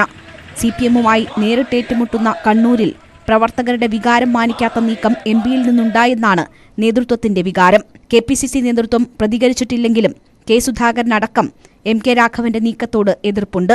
ന്യൂസ് 18 കണ്ണൂർ. തിരുവനന്തപുരം വഞ്ചിയൂരിൽ ഗതാഗതം തടസ്സപ്പെടുത്തി CPM ഏരിയ സമ്മേളനം നടത്തിയതുമായി ബന്ധപ്പെട്ട ഹർജി ഹൈക്കോടതി ഇന്ന് പരിഗണിക്കും. ജസ്റ്റിസ് അനിൽ K നരേന്ദ്രൻ അധ്യക്ഷനായ ഡിവിഷൻ ബെഞ്ചാണ് ഹർജി പരിഗണിക്കുന്നത്. CPM സംസ്ഥാന സെക്രട്ടറി MV ഗോവിന്ദൻ, സംസ്ഥാന പോലീസ് മേധാവി ഷെയ്ഖ് ദർവേസ് സാഹിബ് എന്നിവരെ എതിർകക്ഷിയാക്കിയാണ് ഹർജി. കാഞ്ഞങ്ങാട് മൻസൂർ ആശുപത്രിയിലെ നഴ്സിംഗ് വിദ്യാർത്ഥിയുടെ ആത്മഹത്യാ ശ്രമത്തിൽ ഹോസ്റ്റൽ വാർഡനെതിരെ നടപടി. ഹോസ്റ്റൽ വാർഡനെ പുറത്താക്കി. വിദ്യാർത്ഥികളുമായി നടത്തിയ ചർച്ചയിലാണ് പ്രശ്നത്തിന് താൽക്കാലിക പരിഹാരമായത്. അതേസമയം KSU യൂത്ത് കോൺഗ്രസ് മാർച്ചിനിടെയുണ്ടായ പോലീസ് മർദ്ദനത്തിൽ പ്രതിഷേധിച്ച് യൂത്ത് കോൺഗ്രസ് ഇന്ന് ഹോസ്ദുർഗ് DYSP ഓഫീസിലേക്ക് മാർച്ച് നടത്തും. നമ്മളവിടെ പഠിക്കുന്ന കുട്ടികൾക്ക് ചില ആശങ്കകളുണ്ട്. അവിടെ നമുക്കൊരു കുട്ടികൾ ആദ്യം തന്നെ ഉന്നയിച്ച ആരോപണം വാർഡൻ കുറച്ച് മോശമായി പെരുമാറി, അല്ലെങ്കിൽ കുറച്ച് ഹാഷായി പെരുമാറി എന്നുള്ളൊരു അഭിപ്രായം കുട്ടികൾക്ക് ഉണ്ടായിരുന്നു. മാനേജ്മെൻ്റ് അത് കൃത്യമായി അതിൻ്റെ ഗൗരവത്തോട് തന്നെ കണ്ട് തൽക്കാലത്തേക്ക് ഒരു അന്വേഷണ വിധേയമായി വാർഡനെ മാറ്റി നിർത്തിയിട്ടുണ്ട്. അന്വേഷണത്തിൽ വാർഡൻ തെറ്റ് ചെയ്തതെന്ന് നമുക്ക് ബോധ്യപ്പെട്ടാൽ കർശനമായ നടപടി ഉണ്ടാവും. പോലീസിൻ്റെ ഭാഗത്തുനിന്ന് അന്വേഷണം നടക്കുന്നുണ്ട്. ആ ചൈതന്യ എന്നുള്ള കുട്ടീൻ്റെ ബേസ് ചെയ്തിട്ടുള്ള കാര്യം എന്ന് പറഞ്ഞാൽ ആ വാർഡനുള്ള ശിക്ഷ ആ കുട്ടി ഒന്നെങ്കിലും സംസാരിക്കുക, അതിൻ്റെ രീതിയിലുള്ള FIR അത് പോകുന്നുണ്ട്. ബാക്കി കാര്യങ്ങളെന്ന് പറയുമ്പോൾ റിട്ടേൺ കംപ്ലൈന്റ് നമ്മൾ കൊടുത്തിട്ടുണ്ട്, പരാതി എഴുതി കൊടുത്തിട്ടുണ്ട്. നമുക്ക് എന്താ പരാതി ഉള്ളതെന്ന് കുറെ കാര്യങ്ങൾ നമുക്ക് അതായത് പൂർത്തീകരിച്ച് തരാമെന്ന് പറഞ്ഞിട്ടുണ്ട്. കൂടുതൽ വിവരങ്ങളുമായി കെ വി ബൈജു ആണ് ചേരുന്നത്. Baiju, good morning. എന്തായാലും വലിയ പ്രതിഷേധമുണ്ടായിരുന്നു അവിടെ. ഇപ്പോൾ വിദ്യാർത്ഥികളുടെ ഒരാവശ്യത്തിന് പരിഹാരമായിരിക്കുന്നു, വാർഡനെ മാറ്റിയിരിക്കുന്നു.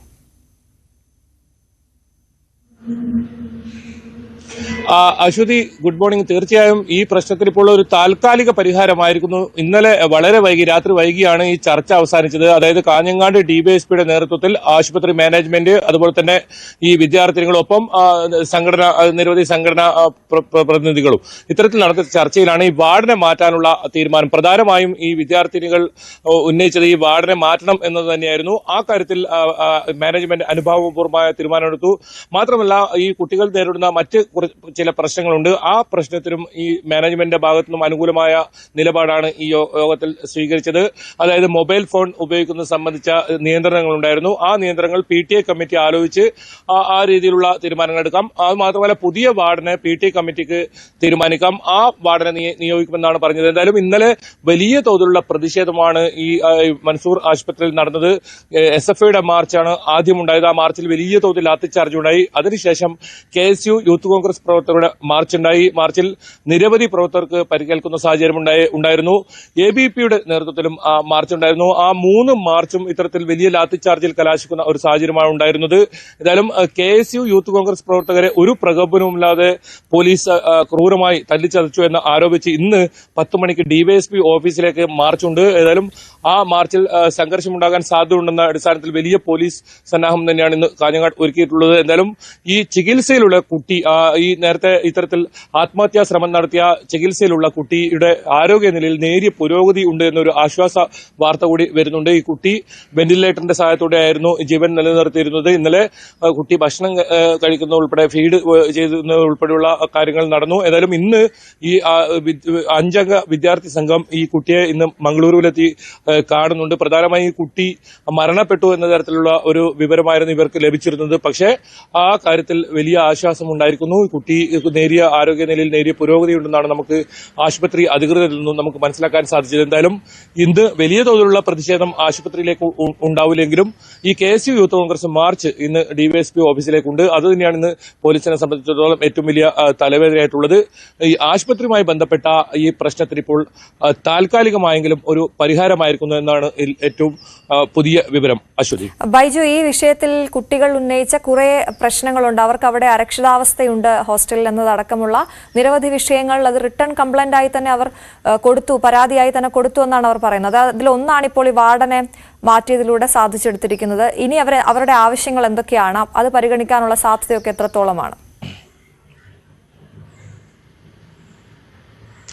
തീർച്ചയായും ആ കാര്യത്തിലും ഇന്നലെ മാനേജ്മെന്റ് ഭാഗത്തു നിന്നും ഇന്നലെ പ്രതികരണം ഉണ്ടായിരുന്നു. ഈ ചർച്ച കഴിഞ്ഞതിന് ശേഷം അത്തരത്തിൽ മാനേജ്മെന്റ് വ്യക്തമാക്കിയത് ഈ കുട്ടികൾക്ക് പുറത്ത് താമസിക്കണം എന്ന ഒരു ആവശ്യമായിരുന്നു ഉണ്ടായിരുന്നത്. ആ ആവശ്യത്തിനും ഈ മാനേജ്മെന്റ് ഇവർക്ക് അനുമതി നൽകിയിരിക്കുന്നു. മാത്രമല്ല, ഈ PTA കമ്മിറ്റി ഇവിടെ ഉണ്ടായിരുന്നില്ല. പുതിയ PTA കമ്മിറ്റി നിലവിൽ വരും. ജനുവരിയോടുകൂടി അത് കൃത്യമായി വരും. നിലവിൽ താൽക്കാലികമായ ഒരു PTA കമ്മിറ്റി ഇപ്പോൾ നിയോഗിച്ചിട്ടുണ്ട്. ആ PTA കമ്മിറ്റി ആയിരിക്കും ഇത്തരം കാര്യങ്ങൾ, ഈ കുട്ടികളുടെ പ്രധാനപ്പെട്ട ഈ പോലീസ് സ്റ്റേഷനിൽ പരാതിയായി നൽകിയ ആവശ്യങ്ങൾക്ക് പരിഗണന നൽകുക. അത്തരം കാര്യങ്ങളിലെല്ലാം തന്നെ വിദ്യാർത്ഥികളുടെ ഭാഗത്ത് നിന്ന് ഈ മാനേജ്മെന്റ് നിൽക്കുകയും മാത്രമല്ല ഒരു ആഭ്യന്തര അന്വേഷണം ഇത് സംബന്ധിച്ച് നടക്കുന്നുണ്ടെന്നാണ് അവർ വ്യക്തമാക്കിയത്. അതിൽ കുറ്റക്കാർക്കെതിരെ കൂടുതൽ പേർ ഇതിൽ ഏതെങ്കിലും തരത്തിൽ ഈ വിദ്യാർത്ഥികൾക്ക് ബുദ്ധിമുട്ടുണ്ടാക്കിയിരുന്നുവെങ്കിൽ അവർക്കെതിരെ എല്ലാം കർശന നടപടി സ്വീകരിക്കും എന്ന നിലപാട് തന്നെയാണ് മാനേജ്മെന്റ് മുന്നോട്ട് വെച്ചത്. എന്തായാലും ഈ കാര്യത്തിൽ വിദ്യാർത്ഥികളുടെ ആവശ്യങ്ങളെല്ലാം അംഗീകരിച്ച് വളരെ തൃപ്തികരം എന്ന് തന്നെയായിരുന്നു ചർച്ച. ഈ വിദ്യാർത്ഥികളും നമ്മോട് വ്യക്തമാക്കിയിരുന്നത്. വളരെ വൈകിയാണ് ഇന്നലെ ഈ ചർച്ച അവസാനിച്ച 5 മണിക്ക് തുടങ്ങിയ ചർച്ച 10 മണിയോടുകൂടിയാണ് അവസാനിക്കുന്ന സാഹചര്യം ഉണ്ടായത്. എല്ലാ പ്രശ്നങ്ങളും അവിടെ സംസാരിക്കുകയും മാത്രമല്ല KSU, SFI അതുപോലെ തന്നെ ABP പ്രതിനിധികളും ഈ യോഗത്തിൽ പങ്കെടുത്തിരുന്നു. ഇവരും ചില നിർദ്ദേശങ്ങൾ മുന്നോട്ട് മുന്നോട്ട് വെച്ചിരുന്നു. അത്തരം നിർദ്ദേശങ്ങൾ പരിഗണിക്കാമെന്നും മാനേജ്മെന്റ് ഉറപ്പ് നൽകിയിട്ടുണ്ട്. ഏതായാലും വിദ്യാർത്ഥികൾ നൽകിയ എല്ലാ ആവശ്യങ്ങൾക്കും ഈ മാനേജ്മെന്റ് അനുകൂലമായ നിലപാടാണ് സ്വീകരിച്ചിട്ടുള്ളത്. അതിൽ പ്രധാനപ്പെട്ട ആവശ്യം ഞാൻ നേരത്തെ സൂചിപ്പിച്ചതുപോലെ വാർഡിനെതിരെ അന്വേഷണം നടത്തണം. വാർഡൻ ഈ ആത്മഹത്യാ ശ്രമത്തിന് പിന്നിൽ വാർഡന്റെ ഈ പെരുമാറ്റവും മറ്റും ഉണ്ട് എന്ന ഒരു കാര്യങ്ങൾ തന്നെയാണ് ഈ വിദ്യാർത്ഥികൾ മുന്നോട്ട് വെച്ചത്. അതുകൊണ്ട് തന്നെ വാർഡിനെതിരെ പോലീസിൽ പരാതി നൽകിയിട്ടുണ്ട്. പോലീസ് ഇത് സംബന്ധിച്ച അന്വേഷണം നടക്കും. ഒപ്പം ഈ മാനേജ്മെന്റ് ഭാഗത്തു നിന്നും ആഭ്യന്തര അന്വേഷണം ഉണ്ടാകുമെന്നും അവർ വ്യക്തമാക്കിയിട്ടുണ്ട്. ഇന്ന് മംഗളൂരുവിലെ ആശുപത്രിയിൽ ഈ വിദ്യാർത്ഥി പ്രതിനിധികൾ ഇന്നലെ ചർച്ചയ്ക്കെത്തിയ പ്രതിനിധികൾ ഇന്ന് ആ കുട്ടിയെ കാണാൻ പോകുന്നുണ്ട്. പാണത്തൂർ സ്വദേശിനിയായ ചൈതന്യ 3ാം വർഷ നഴ്സിംഗ് വിദ്യാർത്ഥിനിയാണ് ഇത്തരത്തിൽ ആത്മഹത്യാ ശ്രമം നടത്തിയത്. ആശുപത്രിയുടെ തൊട്ടടുത്തുള്ള നഴ്സിംഗ് സ്കൂളിന്റെ ഫാനിന് ഇത്തരത്തിൽ കെട്ടിത്തൂങ്ങാണ് ആത്മഹത്യാ ശ്രമം ഉണ്ടായത്. എന്തായാലും ആ കുട്ടിയെ ഇന്ന് ഇവർ കാണുന്നുണ്ട്. പ്രധാനമായും ഇവിടെ ആരോഗ്യനില എന്താണെന്നുള്ളത് സംബന്ധിച്ചൊക്കെ ഇവർക്ക് അറിയേണ്ടതെന്നാണ് ഇവർ വ്യക്തമാക്കിയത്. അതുകൊണ്ട് തന്നെ അത്തരത്തിലുള്ള ഒരു സൗകര്യം മാനേജ്മെന്റ് ചെയ്തിട്ടുണ്ട്. അതുകൂടാതെ ഇവർക്ക് താമസിക്കാൻ പുറത്ത് പോയി താമസിക്കാൻ കഴിയുന്ന രീതിയിലുള്ള അത്തരത്തിലുള്ള അവരുടെ ഒരു ആവശ്യമുണ്ടായിരുന്നു. അതും മാനേജ്മെന്റ് അംഗീകരിച്ചു. എന്തായാലും ഇപ്പോൾ PTA കമ്മിറ്റി ഇവിടെ നിലവിൽ വന്നിട്ടുണ്ട്. താൽക്കാലികമായ ഒരു PTA കമ്മിറ്റിയാണ്. അത് വരും ദിവസങ്ങളിൽ, അതായത് ജനുവരിയോടുകൂടി കൃത്യമായ ഒരു PTA കമ്മിറ്റി ഉണ്ടാവും. ആ PTA കമ്മിറ്റിയുടെ നേതൃത്വത്തിലായിരിക്കും മറ്റ് തീരുമാനങ്ങളൊക്കെ ഉണ്ടാവുക എന്നും പറഞ്ഞിട്ടുണ്ട്. ഇനി ഏതെങ്കിലും തരത്തിൽ പ്രശ്നം ഉണ്ടാവുകയാണെങ്കിൽ അത് പോലീസിനെ ഉൾപ്പെടുത്തി ഒരു കമ്മിറ്റിയും കൂടി നിയോഗിക്കാനും തീരുമാനമായിട്ടുണ്ട്. ഏതായാലും അത്തരം കാര്യങ്ങളിലൊക്കെ വലിയ ആശ്വാസമാണ് ഈ കുട്ടികൾക്കുണ്ടായത്. കുട്ടികൾക്ക് മറ്റു പരാതികളില്ല. ഈ ചർച്ച തൃപ്തികരം എന്ന് തന്നെയാണ് ഈ ചർച്ച കഴിഞ്ഞതിന് ശേഷം വിദ്യാർത്ഥികളും വ്യക്തമാക്കിയത്. അവരുടെ ആവശ്യം പുറത്തു പറയാൻ കഴിയാത്ത കുറച്ച് ആവശ്യങ്ങളുണ്ട്, അതുകൂടി വ്യക്തമാക്കിയിട്ടുണ്ടെന്നാണ് അവർ പറഞ്ഞത്. സ്വകാര്യ ആവശ്യങ്ങളായിരുന്നു. ആ കാര്യത്തിലും അനുകൂലമായ നിലപാട് സ്വീകരിക്കാമെന്നും മാനേജ്മെന്റ് ഉറപ്പ് നൽകി എന്നാണ് ഇവർ പറഞ്ഞത്. ഏതായാലും ഈ തൽക്കാലം ഈ സമരം ഉൾപ്പെടെ പ്രതിഷേധം ഉൾപ്പെടെ ഇന്ന് കാര്യമായ മാർച്ചോ മറ്റോ ഈ ആശുപത്രിയിലേക്കില്ല. ഇന്ന് ആകെയുള്ളത് ഈ KSU യൂത്ത് കോൺഗ്രസ് പ്രവർത്തകരുടെ ഒരു മാർച്ചാണ്. അതിൽ ഏറ്റവും പ്രധാനമായി പറഞ്ഞത് ഇന്നലെ യൂത്ത് കോൺഗ്രസ് സംസ്ഥാന സെക്രട്ടറി ജോമോൻ ജോസിന് ഉൾപ്പെടെ തലക്ക് ഉൾപ്പെടെ പരിക്കേൽക്കുന്ന സാഹചര്യം ഉണ്ടായിരുന്നു. പോലീസിന്റെ ലാത്തിച്ചാർജിൽ നിരവധി ഇത്തരത്തിൽ വിദ്യാർത്ഥികൾക്ക് പരിക്കേൽക്കുന്ന സാഹചര്യം ഉണ്ടായിരുന്നു. ആ ഒരു പ്രകോപനവുമില്ലാതെയാണ് പോലീസ് ഇത്തരത്തിൽ ലാത്തിച്ചാർജ് നടത്തിയത്. ഇത്തരത്തിൽ ക്രൂരമായി മർദ്ദിച്ചെന്നാണ് ഇവർ ആരോപിക്കുന്നത്. അതുകൊണ്ട് തന്നെയാണ് ഇത്തരത്തിൽ ഒരു പോലീസ് സ്റ്റേഷൻ മാർച്ച്, പ്രതിഷേധ മാർച്ച് ഇന്ന് സംഘടിപ്പിക്കുന്നത്. മാർച്ച് സംഘർഷാവസ്ഥ ഉണ്ടാകുമെന്ന ഒരു വിവരത്തിന്റെ അടിസ്ഥാനത്തിൽ പോലീസ് വലിയ തോതിലുള്ള സന്നാഹങ്ങൾ ഒരുക്കിയിട്ടുണ്ട്. ജലപീരങ്കി ഉൾപ്പെടെയുള്ള ഒരുക്കിയിട്ടുണ്ട്. എന്തായാലും ആശുപത്രിയിലേക്ക് ഇന്ന് മറ്റ് മാർച്ചുകളൊന്നും ഇതുവരെ പ്രഖ്യാപിച്ചിട്ടില്ല. കാരണം ഈ വിദ്യാർത്ഥികൾ തന്നെ സംഘടനാ പ്രവർത്തകരോട് പറഞ്ഞിരുന്നു നമുക്ക് നമ്മുടെ പ്രശ്നങ്ങൾക്ക് ഏതായാലും ഇപ്പോൾ ഉറപ്പ് ലഭിച്ചിട്ടുണ്ടെന്ന്. ഇനി ആ ഉറപ്പ് എത്രത്തോളം പാലിക്കുന്നുണ്ടെന്നതാണ് അറിയേണ്ടത്. അശ്വതി. ശരി, ബൈജു ഒന്ന് തുടരണം. കാസർഗോഡ് പൂച്ചക്കാട്ടെ പ്രവാസി വ്യവസായി ഗഫൂർ ഹാജിയുടെ കൊലപാതകത്തിൽ പ്രതികളെ അന്വേഷണ സംഘം ഇന്ന് വിശദമായി ചോദ്യം ചെയ്യും. ദുർമന്ത്രവാദിനി ഉദുമ സ്വദേശി ജിന്നുമ്മ ഉൾപ്പെടെ കേസിലെ 4 പ്രതികളുമായി പോലീസ് ഇന്നലെ തെളിവെടുപ്പ് നടത്തിയിരുന്നു. ഗഫൂർ ഹാജിയുടെ വീട്ടിൽ നിന്നും 596 പവൻ സ്വർണ്ണാഭരണങ്ങളാണ് സംഘം തട്ടിയെടുത്തത്. ബൈജു, ഈ വിഷയത്തിൽ ഇതുവരെ പോലീസിന് ലഭിച്ച കാര്യങ്ങൾ, ഈ തെളിവെടുപ്പ് നടത്തിയതിനു ശേഷമുള്ള വിവരങ്ങളൊക്കെ എന്താണ്? പ്രധാനമായും 596 പവൻ സ്വർണമാണ് ഇവർ ഇത്തരത്തിൽ ഈ ഗഫൂർ ഹാജിയിൽ നിന്നും കൈക്കലാക്കിയിരുന്നത്. ദുർമന്ത്രവാദത്തിന്റെ പേരിൽ ഇത്തരത്തിൽ സ്വർണം ഇരട്ടിപ്പിക്കാമെന്ന് പറഞ്ഞ് അത്തരത്തിൽ പല ബന്ധുക്കളുടേതായിട്ടുള്ള ഒരു സ്വർണമായിരുന്നു. അതിൽ 30 പവൻ സ്വർണം മാത്രമാണ് ആദ്യഘട്ടത്തിൽ പോലീസിന് കണ്ടെടുക്കാനായത്. അതിന്റെ തുടർച്ചയാണ് ഈ തെളിവെടുപ്പ് നടത്തുന്നത്. അതായത് കാസർഗോഡ് മറ്റൊരു ജ്വല്ലറിയിൽ നടത്തിയ ഇത്തരത്തിൽ ഇവരെ എത്തിച്ച് തെളിവെടുപ്പ് നടത്തി. ആ ജ്വല്ലറിയിലായിരുന്നു ഇതിൽ കുറച്ച് സ്വർണം കൂടി വിൽപ്പന നടത്തിയിരുന്നത്. പോലീസ് മറ്റൊരു പ്രധാനപ്പെട്ട കാര്യം ഇതിൽ അന്വേഷിക്കുന്നത്, കൂടുതൽ പേർ ഈ സംഘത്തിന്റെ തട്ടിപ്പിൽ ഇരയായിട്ടുണ്ട്. അവരെ പരാതി പോലീസിന് ലഭിച്ചിട്ടുണ്ട്. അത് സംബന്ധിച്ച് അന്വേഷണം നടക്കുന്നുണ്ട്. അതോടൊപ്പം ഈ 4 പേർ, അതായത് ജിന്നുമ്മ എന്ന ഈ ഷമീമ, അവരുടെ ഭർത്താവ്, അവരുടെ 2 സഹായികൾ, ഈ 4 പേരെ കൂടാതെ കൂടുതൽ പേർ ഈ സംഘത്തിലുണ്ട് എന്ന ഒരു നിഗമനത്തിൽ തന്നെയാണ് പോലീസ് ഉള്ളത്. അതിൽ ഇന്ന് നിർണായകമായ ഒരു വിവരം പോലീസിന് ലഭിക്കുമെന്ന പ്രതീക്ഷയുണ്ട്. 3 ദിവസത്തേക്കാണ് ഹോസ്ദുർഗ് ജുഡീഷ്യൽ കോടതി ഇവർക്ക് പോലീസിന് കസ്റ്റഡിയിൽ നൽകിയത്. ഈ 4 പേരെയും ഇന്നലെ വൈകിട്ടോടു കൂടിയാണ് ഇത്തരത്തിൽ കസ്റ്റഡിയിൽ ലഭിച്ചത്. ഏതായാലും ഇന്നലെ ആദ്യം ചെയ്തത് ഈ തെളിവെടുപ്പ് നടത്തുക എന്നതാണ്. കൂടുതൽ ഈ 596 ബാർ സ്വർണം അത് കണ്ടെടുക്കാനുള്ള ഒരു ശ്രമമാണ് ഇന്നലെ ഉണ്ടായത്. അങ്ങനെ ഇന്ന് വിശദമായി ഇവരെ ചോദ്യം ചെയ്യുന്നതാണ് അന്വേഷണ ഉദ്യോഗസ്ഥർ വ്യക്തമാക്കിയിരിക്കുന്നത്. ഈ കാര്യത്തിൽ വ്യക്തത ഉണ്ടാകേണ്ടതുണ്ട്. കൂടുതൽ പേർ ഈ സംഘത്തിൽ ഉൾപ്പെട്ടിരുന്നു എന്ന് തന്നെയാണ് പോലീസ് സംശയിക്കുന്നത്. അത് ആരാണെന്നൊന്ന് കണ്ടെത്തണം. ഏതായാലും ഈ പണം തിരിച്ചു ചോദിച്ചതിന്റെ ആ കാരണം കൊണ്ടാണ് ഈ ഗഫൂർ ഹാജിയെ ഭിത്തിയിൽ തലയിടിച്ച് കൊലപ്പെടുത്തുന്ന ഒരു സാഹചര്യം ഉണ്ടായത്. 1.5 വർഷത്തിന് ശേഷം ആണ് ഈ പ്രതികൾ അറസ്റ്റിലാവുന്നതെന്നും ഇതിൽ പ്രത്യേകതയുണ്ട്. ഇതിനിടയിൽ നിരവധി പേരിൽ നിന്നാണ് ഇവർ ഇത്തരത്തിൽ സ്വർണം ഇരട്ടിപ്പിക്കാം, നിധി കണ്ടെത്തി കൊടുക്കാം, മാന്ത്രിക ഏലസ് കെട്ടിക്കൊടുക്കൽ തുടങ്ങി നിരവധി കാര്യങ്ങൾ ഇത്തരത്തിൽ തട്ടിപ്പ് നടത്തി വലിയ തോതിൽ പണം സമ്പാദിക്കുന്ന ഒരു സാഹചര്യം ഉണ്ടായത്. വലിയ ആഡംബര വീടൊക്കെ ഉണ്ടാക്കി ജിന്നുമ്മ ഉൾപ്പെടെയുള്ള സംഘം അത്തരത്തിലായിരുന്നു അവരുടെ ജീവിത രീതിയൊക്കെ. എന്തായാലും അത് സംബന്ധിച്ച് കൂടുതൽ പേർ ഈ സംഘത്തിൽ ഉണ്ട് എന്ന് തന്നെയാണ് പോലീസ് വിശ്വസിക്കുന്നത്. ഇവരുടെ അക്കൗണ്ടിലൊക്കെ വലിയ തോതിൽ പണം വന്നു എത്തിച്ചേർന്നിട്ടുണ്ട്. ഇവരുടെ സഹായികളുടെയൊക്കെ വാഹന വായ്പയൊക്കെ ഒറ്റയടിക്ക് അടച്ചു തീർക്കുന്ന സാഹചര്യമൊക്കെ ഉണ്ടായിരുന്നു. അത്തരത്തിൽ വലിയ സമ്പാദ്യം ഇവർ ഉണ്ടാക്കിയിരുന്നു. മാന്ത്രിക ഏലസ് 50,000 രൂപ വരെ ഈടാക്കിയായിരുന്നു ഇവർ ഇത്തരത്തിൽ മാന്ത്രിക ഏലസ് ഒക്കെ വിൽപ്പന നടത്തിയത്.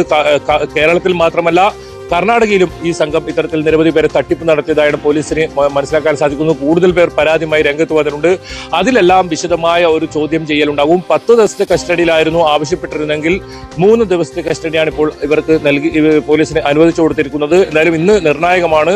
ഇവരെ കൂടുതൽ ചോദ്യം ചെയ്യും. ഇത് സംബന്ധിച്ച് കൂടുതൽ വിവരങ്ങൾ പോലീസിന് അറിയേണ്ടതുണ്ട്. ഈ സംഘത്തിൽ കൂടുതൽ പേരുണ്ടോ എന്നതാണ് ഏറ്റവും പ്രധാനമായും അറിയേണ്ടത്.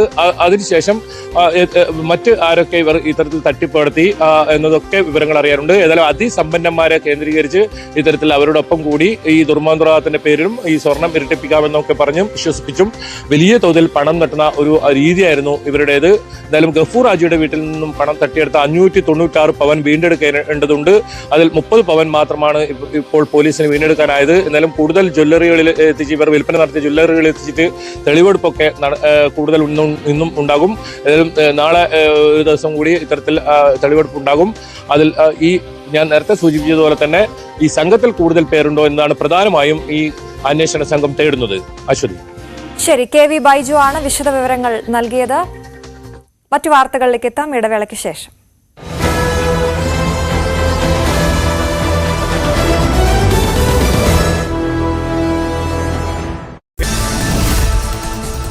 വയനാട് ദുരന്ത സഹായ വിഷയത്തിൽ കേന്ദ്ര ആഭ്യന്തരമന്ത്രി അമിത്ഷാ തെറ്റിദ്ധരിപ്പിക്കുകയാണെന്ന് മുഖ്യമന്ത്രി. കേരളം കണക്ക് നൽകാൻ വൈകിയെന്ന വാദം തെറ്റ്. അപേക്ഷിക്കാതെ തന്നെ പല സംസ്ഥാനങ്ങളെയും കേന്ദ്രം സഹായിച്ചു. വയനാട് ദുരന്ത ബാധിതരെ അവഗണിക്കുന്ന സമീപനമാണ് കേന്ദ്രം സ്വീകരിക്കുന്നതെന്നും കേരളം ഇന്ത്യയുടെ ഭാഗമല്ലേ എന്നും മുഖ്യമന്ത്രി. വിഴിഞ്ഞം തുറമുഖത്തിന് കേന്ദ്ര സഹായമായി പണം അനുവദിക്കാനാകില്ലെന്ന് ആവർത്തിച്ച് കേന്ദ്രം. നൽകുന്ന 817 കോടി രൂപ തിരിച്ചടക്കണമെന്നും കേന്ദ്ര ധനമന്ത്രി നിർമ്മല സീതാരാമൻ. അതേസമയം തൂത്തുക്കുടി പോർട്ടിന് 1141 കോടി രൂപ കേന്ദ്രം നൽകുന്നത് ഗ്രാന്റായി. കേന്ദ്ര സർക്കാർ വിഴിഞ്ഞം പദ്ധതിയുടെ കാര്യത്തിലും പകപോക്കൽ സമീപനം തുടരുകയാണെന്ന് മുഖ്യമന്ത്രി. ഗ്രാന്റായി നൽകുന്ന വയബിലിറ്റി ഗ്യാപ് ഫണ്ടിൽ കേന്ദ്ര സർക്കാർ ലാഭവിഹിതം ചോദിക്കുന്നത് ഇതാദ്യമായാണ്. തൂത്തുക്കുടി തുറമുഖത്തിന്റെ ഔട്ടർ ഹാർബർ പദ്ധതിക്ക് 1411 കോടി രൂപ VGF അനുവദിച്ചപ്പോൾ സമാനമായ നിബന്ധനകൾ ഉൾപ്പെടുത്തിയിരുന്നില്ല. തൂത്തുക്കുടി തുറമുഖത്തെയും വിഴിഞ്ഞത്തെയും തമ്മിൽ താരതമ്യം ചെയ്യാൻ കഴിയില്ലെന്നാണ് കേന്ദ്രത്തിന്റെ പുതിയ വാദമെന്നും മുഖ്യമന്ത്രി. വിഴിഞ്ഞം VGF ഫണ്ട് വിഷയത്തിൽ കേന്ദ്രത്തിന്റേത് വിവേചനപരമായ സമീപനമെന്ന് മന്ത്രി VN വാസവൻ.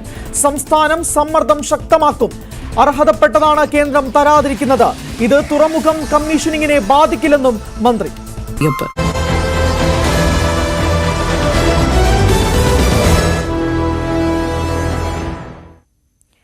സിറിയയിൽ വിമതസേന നേതാക്കൾ മുൻ പ്രധാനമന്ത്രിയുമായി കൂടിക്കാഴ്ച നടത്തി. ദമാസ്കസിൽ നടന്ന യോഗത്തിൽ വിമതസേനയ്ക്ക് അധികാരം കൈമാറാൻ മുഹമ്മദ് ജലാലി സന്നദ്ധത അറിയിച്ചു.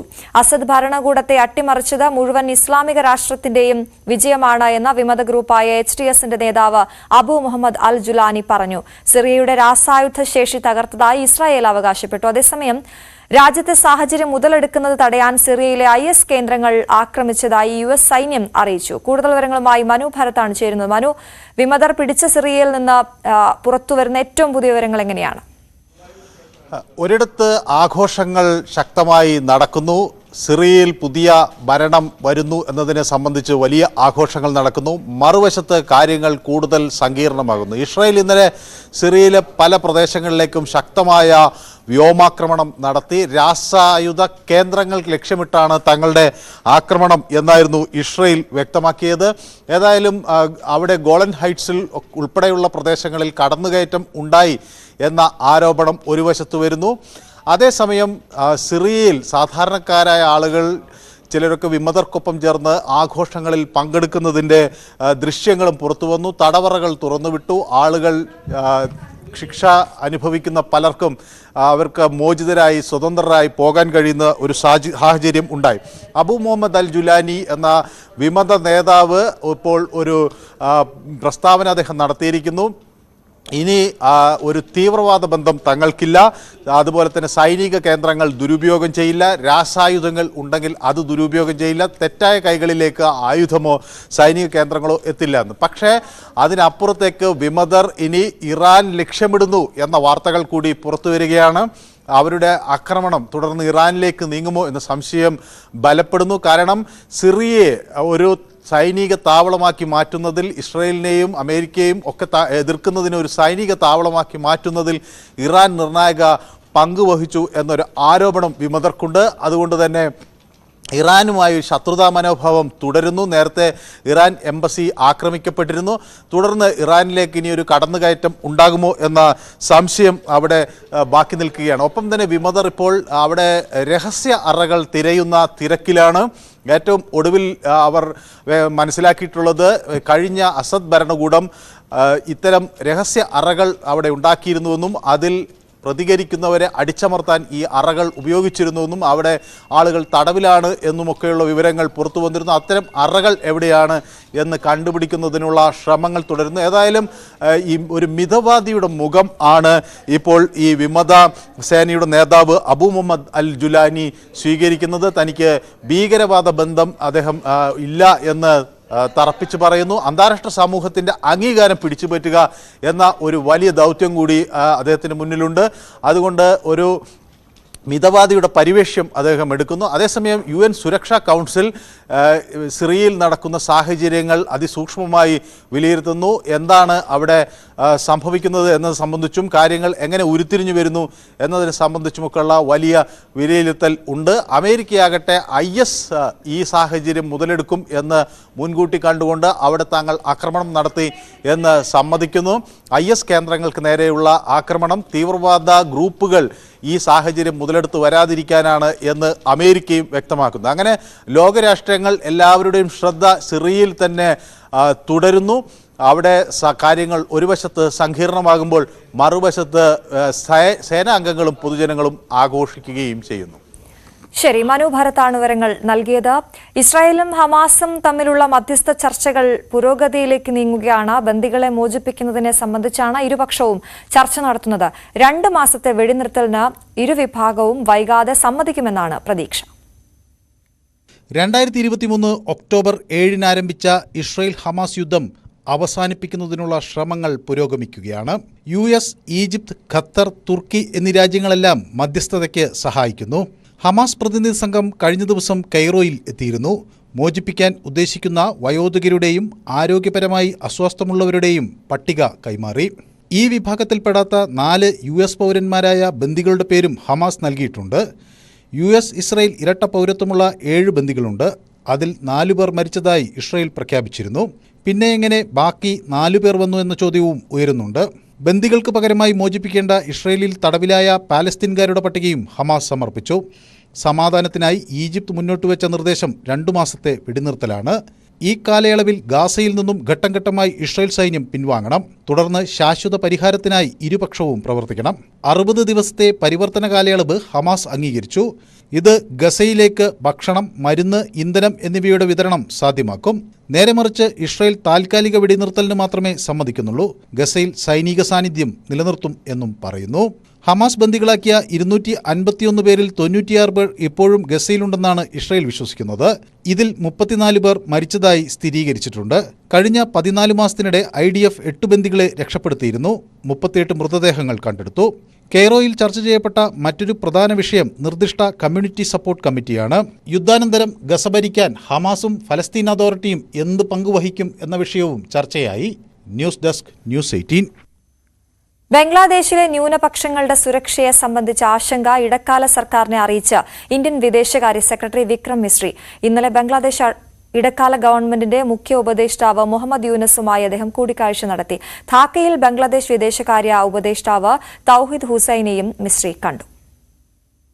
It is also reflected in the mutually beneficial engagement we have on a whole set of issues ranging from trade, commerce, connectivity, power, water and energy, and development cooperation, consular cooperation and cultural cooperation. Indian വിദേശകാര്യ secretary Vikram മിശ്രിയുടെ Bangladesh സന്ദർശനം ഷെയ്ഖ് ഹസീന സർക്കാരിന്റെ പതനത്തിന് ശേഷമുള്ള സ്ഥിതിഗതികൾ വിലയിരുത്താൻ അവസരമൊരുക്കി. ബംഗ്ലാദേശ് ഗവൺമെന്റിന്റെ മുഖ്യ ഉപദേഷ്ടാവ് മുഹമ്മദ് യൂനസുമായും വിദേശകാര്യ ഉപദേഷ്ടാവ് തൗഹീദ് ഹുസൈനുമായുമുള്ള കൂടിക്കാഴ്ചയിൽ സമീപകാല സംഭവവികാസങ്ങൾ ചർച്ചയായി. ന്യൂനപക്ഷങ്ങളുടെ സുരക്ഷയും ക്ഷേമവുമായി ബന്ധപ്പെട്ട ആശങ്കകൾ ബംഗ്ലാദേശിനെ മിശ്രി അറിയിച്ചു. ബംഗ്ലാദേശുമായി നല്ല ബന്ധം വേണമെന്നും ഇടക്കാല സർക്കാരുമായി ചേർന്ന് പ്രവർത്തിക്കാൻ ആഗ്രഹമുണ്ട് എന്നും വ്യക്തമാക്കി. ഇത് പരസ്പരം പ്രയോജനം ചെയ്യും എന്നും അദ്ദേഹം ചൂണ്ടിക്കാട്ടി. നിലവിലെ പ്രതിസന്ധി മറികടക്കാൻ കഴിയുമെന്ന പ്രതീക്ഷ പ്രകടിപ്പിച്ച ഇന്ത്യൻ വിദേശകാര്യ സെക്രട്ടറി പരസ്പരമുള്ള ആശയവിനിമയം വളരെ പ്രധാനമാണ് എന്ന് അടിവരയിട്ടു. ഏകദിന സന്ദർശനത്തിനായി ഇന്ത്യൻ വ്യോമസേനയുടെ ജെറ്റിൽ ഢാക്കയിലെത്തിയ ശേഷം ബംഗ്ലാദേശ് വിദേശകാര്യ സെക്രട്ടറി മുഹമ്മദ് ജാഷിം ഉദ്ദീനുമായാണ് ആദ്യം കൂടിക്കാഴ്ച നടത്തിയത്. ഇരു രാജ്യങ്ങളും തമ്മിലുള്ള ബന്ധത്തെ സംബന്ധിച്ച് വിശദമായ ചർച്ച നടന്നു. ഓഗസ്റ്റ് 5 ഹസീനയെ പുറത്താക്കിയ ശേഷം ഇതാദ്യമായാണ് ഒരു ഇന്ത്യൻ ഉദ്യോഗസ്ഥന്റെ ബംഗ്ലാദേശിലേക്കുള്ള ഉന്നതതല സന്ദർശനം.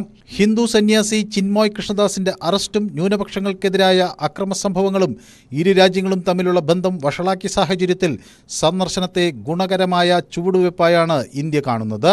News desk news 18. ബഹ്റൈനിലെ ഇന്ത്യൻ സമൂഹവുമായി കൂടിക്കാഴ്ച നടത്തി വിദേശകാര്യമന്ത്രി എസ് ജയശങ്കർ. നിലവിൽ $1.7 ബില്യൺ വ്യാപാരമാണ് ഇരു രാജ്യങ്ങൾക്കുമിടയിൽ നടക്കുന്നതെന്നും ഇന്ത്യൻ സമൂഹത്തിന് ബഹ്റൈൻ ഭരണാധികാരികളും പൌരന്മാരും നൽകുന്ന ആദരവിന് നന്ദിയുണ്ടെന്നും വിദേശകാര്യമന്ത്രി പറഞ്ഞു. സമുദ്ര സംരക്ഷണം, ഡാറ്റ കൈമാറ്റം, ഭീകരപ്രവർത്തനങ്ങൾക്കെതിരായ സഹകരണം തുടങ്ങി നിരവധി മേഖലകളിൽ ഇരു രാജ്യങ്ങളും സഹകരിക്കുന്നുണ്ടെന്നും അദ്ദേഹം അറിയിച്ചു. ഇന്ത്യൻ സ്ഥാനപതി വിനോദ് കെ ജേക്കബ്, പ്രവാസി ഭാരതീയ സമ്മാൻ വിജയികൾ തുടങ്ങിയവരും പങ്കെടുത്തു. മലപ്പുറത്ത് നിന്നും ഒരു മതസാഹോദര്യത്തിന്റെ കാഴ്ചയാണ് ഇനി. ക്ഷേത്രോത്സവത്തിന് അതിഥിയായി എത്തിയ പള്ളി ഭാരവാഹികൾക്ക് ഊഷ്മള സ്വീകരണമാണ് ക്ഷേത്ര കമ്മിറ്റി ഒരുക്കിയത്. താനൂരിലെ ശോഭപ്പറമ്പ് ശ്രീകുറുമ്പ മഹോത്സവത്തിന്റെ ഭാഗമായ പ്രസാദൂട്ടിനാണ് പള്ളി കമ്മിറ്റി ഭാരവാഹികളെത്തിയത്. താനൂർ നടക്കാവ് കാരാട് മഹൽ ഭാരവാഹികൾക്ക് ക്ഷേത്ര കമ്മിറ്റി സ്നേഹവിരുന്നൂട്ടി. മുമ്പ് പള്ളിയുടെ ഉദ്ഘാടനത്തിന് ക്ഷേത്ര കമ്മിറ്റി അംഗങ്ങളും പങ്കെടുത്തിരുന്നു. ഇന്നത്തെ ഈ കാലഘട്ടത്തിൽ ഇത്തരം സംവിധാനങ്ങൾ, ക്ഷേത്രങ്ങളും പള്ളികളും ഒരുമിച്ച് നിന്ന് ഒരേപോലെ ചിന്തിച്ച് കൈകോർത്ത് പിടിച്ചുകൊണ്ട് പൊതുസമൂഹത്തിന് മാതൃകയായി തീരാൻ മുൻകൈയെടുത്ത ക്ഷേത്ര കമ്മിറ്റിയെയും അതിനുവേണ്ടി തയ്യാറായ പള്ളി കമ്മിറ്റിയെയും മുക്തകണ്ഠം പ്രശംസിക്കുകയാണ്. മതസാഹോദര്യത്തിന്റെ നല്ല മാതൃകയിൽ ക്ഷേത്ര കമ്മിറ്റിയെയും മഹൽ ഭാരവാഹികളെയും നടക്കാവ് മഹൽ സെക്രട്ടറി അഭിനന്ദിച്ചു. ക്ഷണം സ്വീകരിച്ച മഹൽ ഭാരവാഹികൾ എത്തിയതിൽ ക്ഷേത്ര കമ്മിറ്റി സന്തോഷമറിയിച്ചു. നാടും നാട്ടുകാരും ഒരുമിച്ച് ഈ ദേവിയുടെ പിറന്നാൾ ഭക്ത്യാദരം കൊണ്ടാടുകയാണ്. അതിൽ പങ്കെടുത്ത ഈ പള്ളി കമ്മിറ്റിക്കാർക്കും ഭക്തജനങ്ങൾക്കും നന്ദി അറിയിച്ചുകൊള്ളു. വിഭവസമൃദ്ധമായ സദ്യയും കഴിച്ചാണ് മഹൽ ഭാരവാഹികൾ മടങ്ങിയത്. ന്യൂസ് 18 തിരൂർ. ഇനി നമ്മൾ സ്പെഷ്യൽ ഡേ സെഗ്മെന്റിലേക്ക് പോവുകയാണ്. ഇന്ന് ഡിസംബർ 10 സ്പെഷ്യൽ ഡേ ആഘോഷിക്കുന്ന എല്ലാ പ്രേക്ഷകർക്കും ന്യൂസ് 18 വക ആശംസകൾ അറിയിക്കുകയാണ്. അർജുൻ രേഷ്മ ദമ്പതികളുടെ 1ാം വിവാഹ വാർഷികമാണ് ഇന്ന്. രണ്ടുപേർക്കും happy anniversary. Arjun and Reshma സന്തോഷമായിട്ട് മുന്നോട്ട് പോട്ടെ.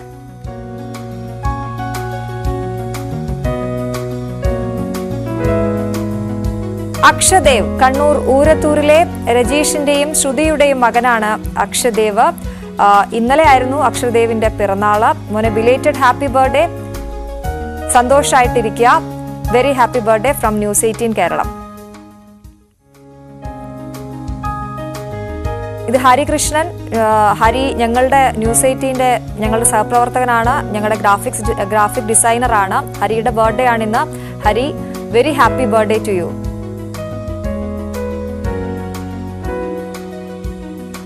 നടൻ ജയറാമിന്റെ പിറന്നാളാണ് ഇന്ന്. 60ന്റെ നിറവിലാണ് താരം. Happy birthday to U.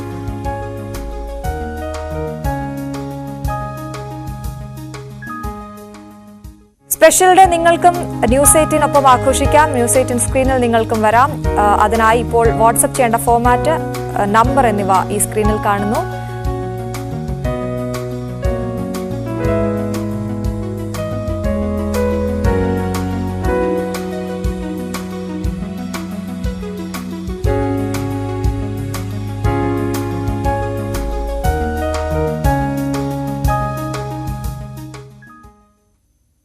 ഇടവേളയ്ക്ക് ശേഷം തിരിച്ചു വരാം.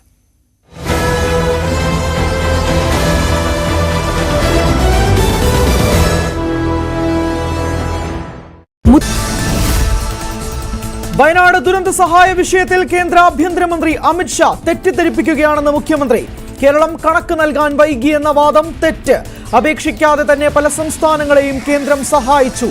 വയനാട് ദുരന്തബാധിതരെ അവഗണിക്കുന്ന സമീപനമാണ് കേന്ദ്രം സ്വീകരിക്കുന്നതെന്നും കേരളം ഇന്ത്യയുടെ ഭാഗമല്ലേ എന്നും മുഖ്യമന്ത്രി. വിഴിഞ്ഞം തുറമുഖത്തിന് കേന്ദ്ര സഹായമായി പണം അനുവദിക്കാനാകില്ലെന്ന് ആവർത്തിച്ച് കേന്ദ്രം. നൽകുന്ന 817 കോടി രൂപ തിരിച്ചടക്കണമെന്നും കേന്ദ്ര ധനമന്ത്രി നിർമ്മല സീതാരാമൻ. അതേസമയം തൂത്തുക്കുടി പോർട്ടിന് 1141 കോടി രൂപ കേന്ദ്രം നൽകുന്നത് ഗ്രാന്റായി.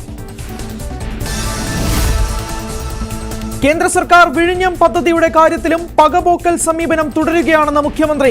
ഗ്രാന്റായി നൽകുന്ന വയബിലിറ്റി ഗ്യാപ് ഫണ്ടിൽ കേന്ദ്ര സർക്കാർ ലാഭവിഹിതം ചോദിക്കുന്നത് ഇതാദ്യമായാണ്. തൂത്തുക്കുടി തുറമുഖത്തിന്റെ ഔട്ടർ ഹാർബർ പദ്ധതിക്ക് 1411 കോടി രൂപ VGF അനുവദിച്ചപ്പോൾ സമാനമായ നിബന്ധനകൾ ഉൾപ്പെടുത്തിയിരുന്നില്ല. തൂത്തുക്കുടി തുറമുഖത്തെയും വിഴിഞ്ഞത്തെയും തമ്മിൽ താരതമ്യം ചെയ്യാൻ കഴിയില്ലെന്നാണ് കേന്ദ്രത്തിന്റെ പുതിയ വാദമെന്നും മുഖ്യമന്ത്രി. വിഴിഞ്ഞം VGF ഫണ്ട് വിഷയത്തിൽ കേന്ദ്രത്തിന്റേത് വിവേചനപരമായ സമീപനമെന്ന് മന്ത്രി BN വാസവൻ. സംസ്ഥാനം സമ്മർദ്ദം ശക്തമാക്കും. അർഹതപ്പെട്ടതാണ് കേന്ദ്രം തരാതിരിക്കുന്നത്. ഇത് തുറമുഖം കമ്മീഷനിങ്ങിനെ ബാധിക്കില്ലെന്നും മന്ത്രി. സ്മാർട്ട് സിറ്റി നിന്നുപോകില്ലെന്ന് മുഖ്യമന്ത്രി. സ്ഥലം ഏറ്റെടുക്കുകയാണ് സർക്കാർ ലക്ഷ്യം. ടികോമിന് നൽകുന്നത് നഷ്ടപരിഹാരമല്ല. ടികോം വാങ്ങിയ ഓഹരി വിലയാണ് മടക്കി നൽകുന്നതെന്നും മുഖ്യമന്ത്രി പറഞ്ഞു.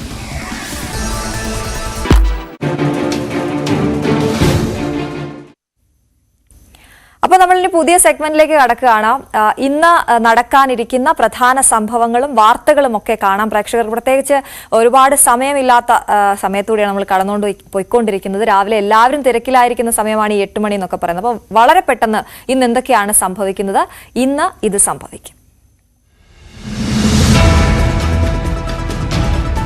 CPM ജില്ലാ സമ്മേളനങ്ങൾക്ക് ഇന്ന് തുടക്കമാവുകയാണ്. ആദ്യം കൊല്ലത്ത് മയ്യനാട് കോടിയേരി ബാലകൃഷ്ണൻ നഗറിലാണ്. CPM നേതാവ് MA ബേബിയാണ് ഉദ്ഘാടനം ചെയ്യുക സമ്മേളനം. ലോക്കൽ ഏരിയ സമ്മേളനങ്ങളിൽ വിഭാഗീയത കൊടികൊത്തിയിരുന്നതിനിടെയാണ് ജില്ലാ സമ്മേളന കാലം വരുന്നത് എന്ന പ്രത്യേകതയുണ്ട്. കൊല്ലത്ത് സംസ്ഥാന സമ്മേളനം നടക്കാനിരിക്കുന്നത് കൊല്ലത്താണ്. അതുകൊണ്ട് തന്നെ ഈ ജില്ലാ സമ്മേളനത്തിന്റെ ആദ്യം കൊല്ലത്ത് നടക്കുന്നു. അതിനുശേഷം അവിടെ സംസ്ഥാന സമ്മേളനത്തിന് ഒരുങ്ങേണ്ടതുണ്ട് കൊല്ലത്ത്.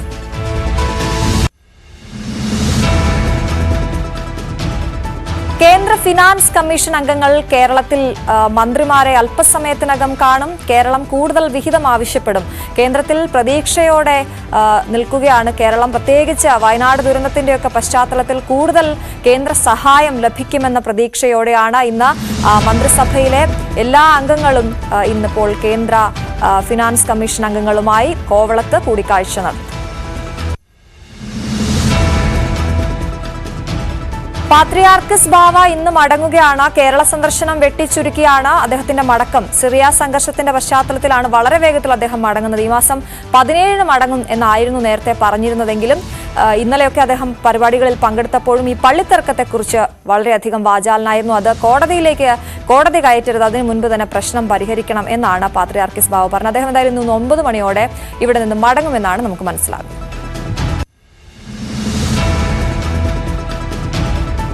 31 തദ്ദേശ വാർഡുകളിൽ ഇന്ന് ഉപതെരഞ്ഞെടുപ്പ് നടക്കുകയാണ്. UDF-നും LDF-നും നിർണായകമാണ് ഈ ഉപതെരഞ്ഞെടുപ്പുകൾ. മലപ്പുറം ജില്ലാ പഞ്ചായത്തിലെ തൃപ്പലങ്ങോട് 4 ബ്ലോക്ക് പഞ്ചായത്ത് ഡിവിഷനുകളിലും ഇന്ന് ഉപതെരഞ്ഞെടുപ്പ് നടക്കുകയാണ്.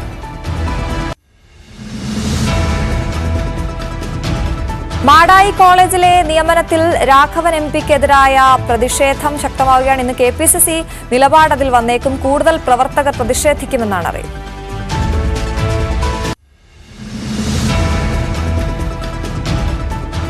മൻസൂർ ആശുപത്രിക്കെതിരായ പ്രതിഷേധം ഇന്ന് youth Congress March Hosdurg DYSP ഓഫീസിലേക്ക് നടക്കും. പോലീസ് മർദ്ദിച്ചുവെന്ന് ആരോപിച്ചാണ് പ്രതിഷേധം ഇന്ന് നടക്കുക. അതിനിടെ പുറത്തുവരുന്ന വിവരം ആത്മഹത്യയ്ക്ക് ശ്രമിച്ച നഴ്സിംഗ് വിദ്യാർത്ഥിയുടെ ആരോഗ്യനിലയിൽ നേരിയ പുരോഗതിയുണ്ട് എന്നും അറിയുന്നു.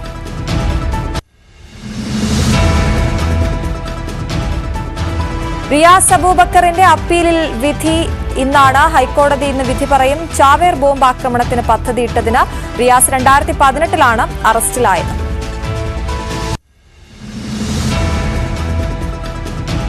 കാസർഗോഡ് പൂച്ചക്കാട്ടെ പ്രവാസി വ്യവസായി ഗഫൂർ ഹാജിയുടെ കൊലപാതകത്തിൽ പ്രതികളെ അന്വേഷണ സംഘം ഇന്ന് വിശദമായി ചോദ്യം ചെയ്യും. ഇന്നലെ പ്രതികളുമായി പോലീസ് തെളിവെടുപ്പ് നടത്തിയിരുന്നു. ദുർമന്ത്രവാദത്തിന്റെ പേരിൽ തട്ടിയെടുത്തത് 596 പവൻ സ്വർണമാണ്.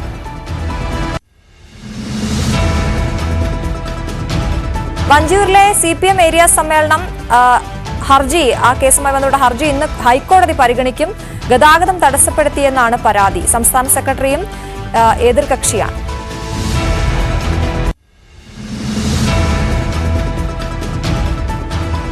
ശബരിമലയിൽ നടൻ ദിലീപിന് VIP ദർശനം നൽകിയ വിഷയത്തിൽ കേസ് ഇന്ന് ഹൈക്കോടതി വീണ്ടും പരിഗണിക്കുകയാണ്. സോപാനത്തിന് മുന്നിലെ CCTV ദൃശ്യങ്ങൾ പോലീസ് നേരത്തെ തന്നെ കോടതിയിൽ ഹാജരാക്കിയിരുന്നു.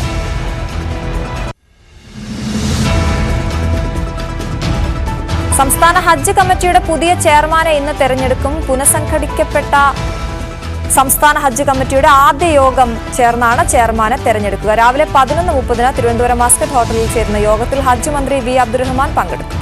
അംഗങ്ങളെ നാമനിർദ്ദേശം ചെയ്ത് കഴിഞ്ഞ മാസം സർക്കാർ വിജ്ഞാപനം പുറപ്പെടുവിച്ചിരുന്നു.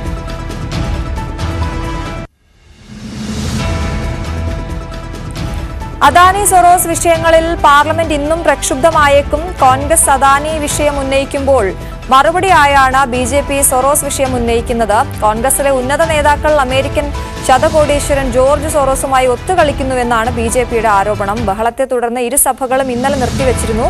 രാജ്യസഭാ ചെയർമാൻ ജഗ്ദീപ് ധൻഖറിനെതിരെ അവിശ്വാസ പ്രമേയം കൊണ്ടുവരാനാണ് ഇന്ത്യ സഖ്യത്തിന്റെ നീക്കം. AITUCയുടെ മേഖലാ ജാഥകൾക്ക് ഇന്ന് തുടക്കമാണ്. തെക്കൻ മേഖലാ ജാഥയുടെ ക്യാപ്റ്റൻ സംസ്ഥാന ജനറൽ സെക്രട്ടറി KP രാജേന്ദ്രനും വൈസ് ക്യാപ്റ്റൻ CP മുരളിയുമാണ്.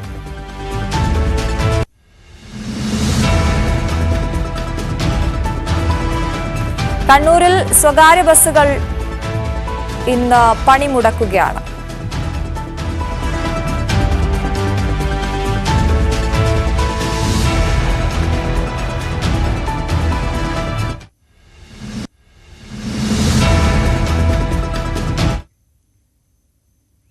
അപ്പോൾ ഇതൊക്കെയാണ് ഇന്ന് നടക്കുന്ന കാര്യങ്ങൾ. വളരെ വേഗം അത് പ്രേക്ഷകരിലേക്ക് എത്തിക്കാൻ സാധിച്ചു എന്ന് മനസ്സിലാകുന്നു. ഇനി നമുക്ക് കാണാം ഇത് കണ്ടോ വൈറൽ വീഡിയോകൾ, സോഷ്യൽ മീഡിയ ട്രെൻഡിംഗ് വിശേഷങ്ങൾ കാണാം. അനുശ്രീയും അജയും ചേരും.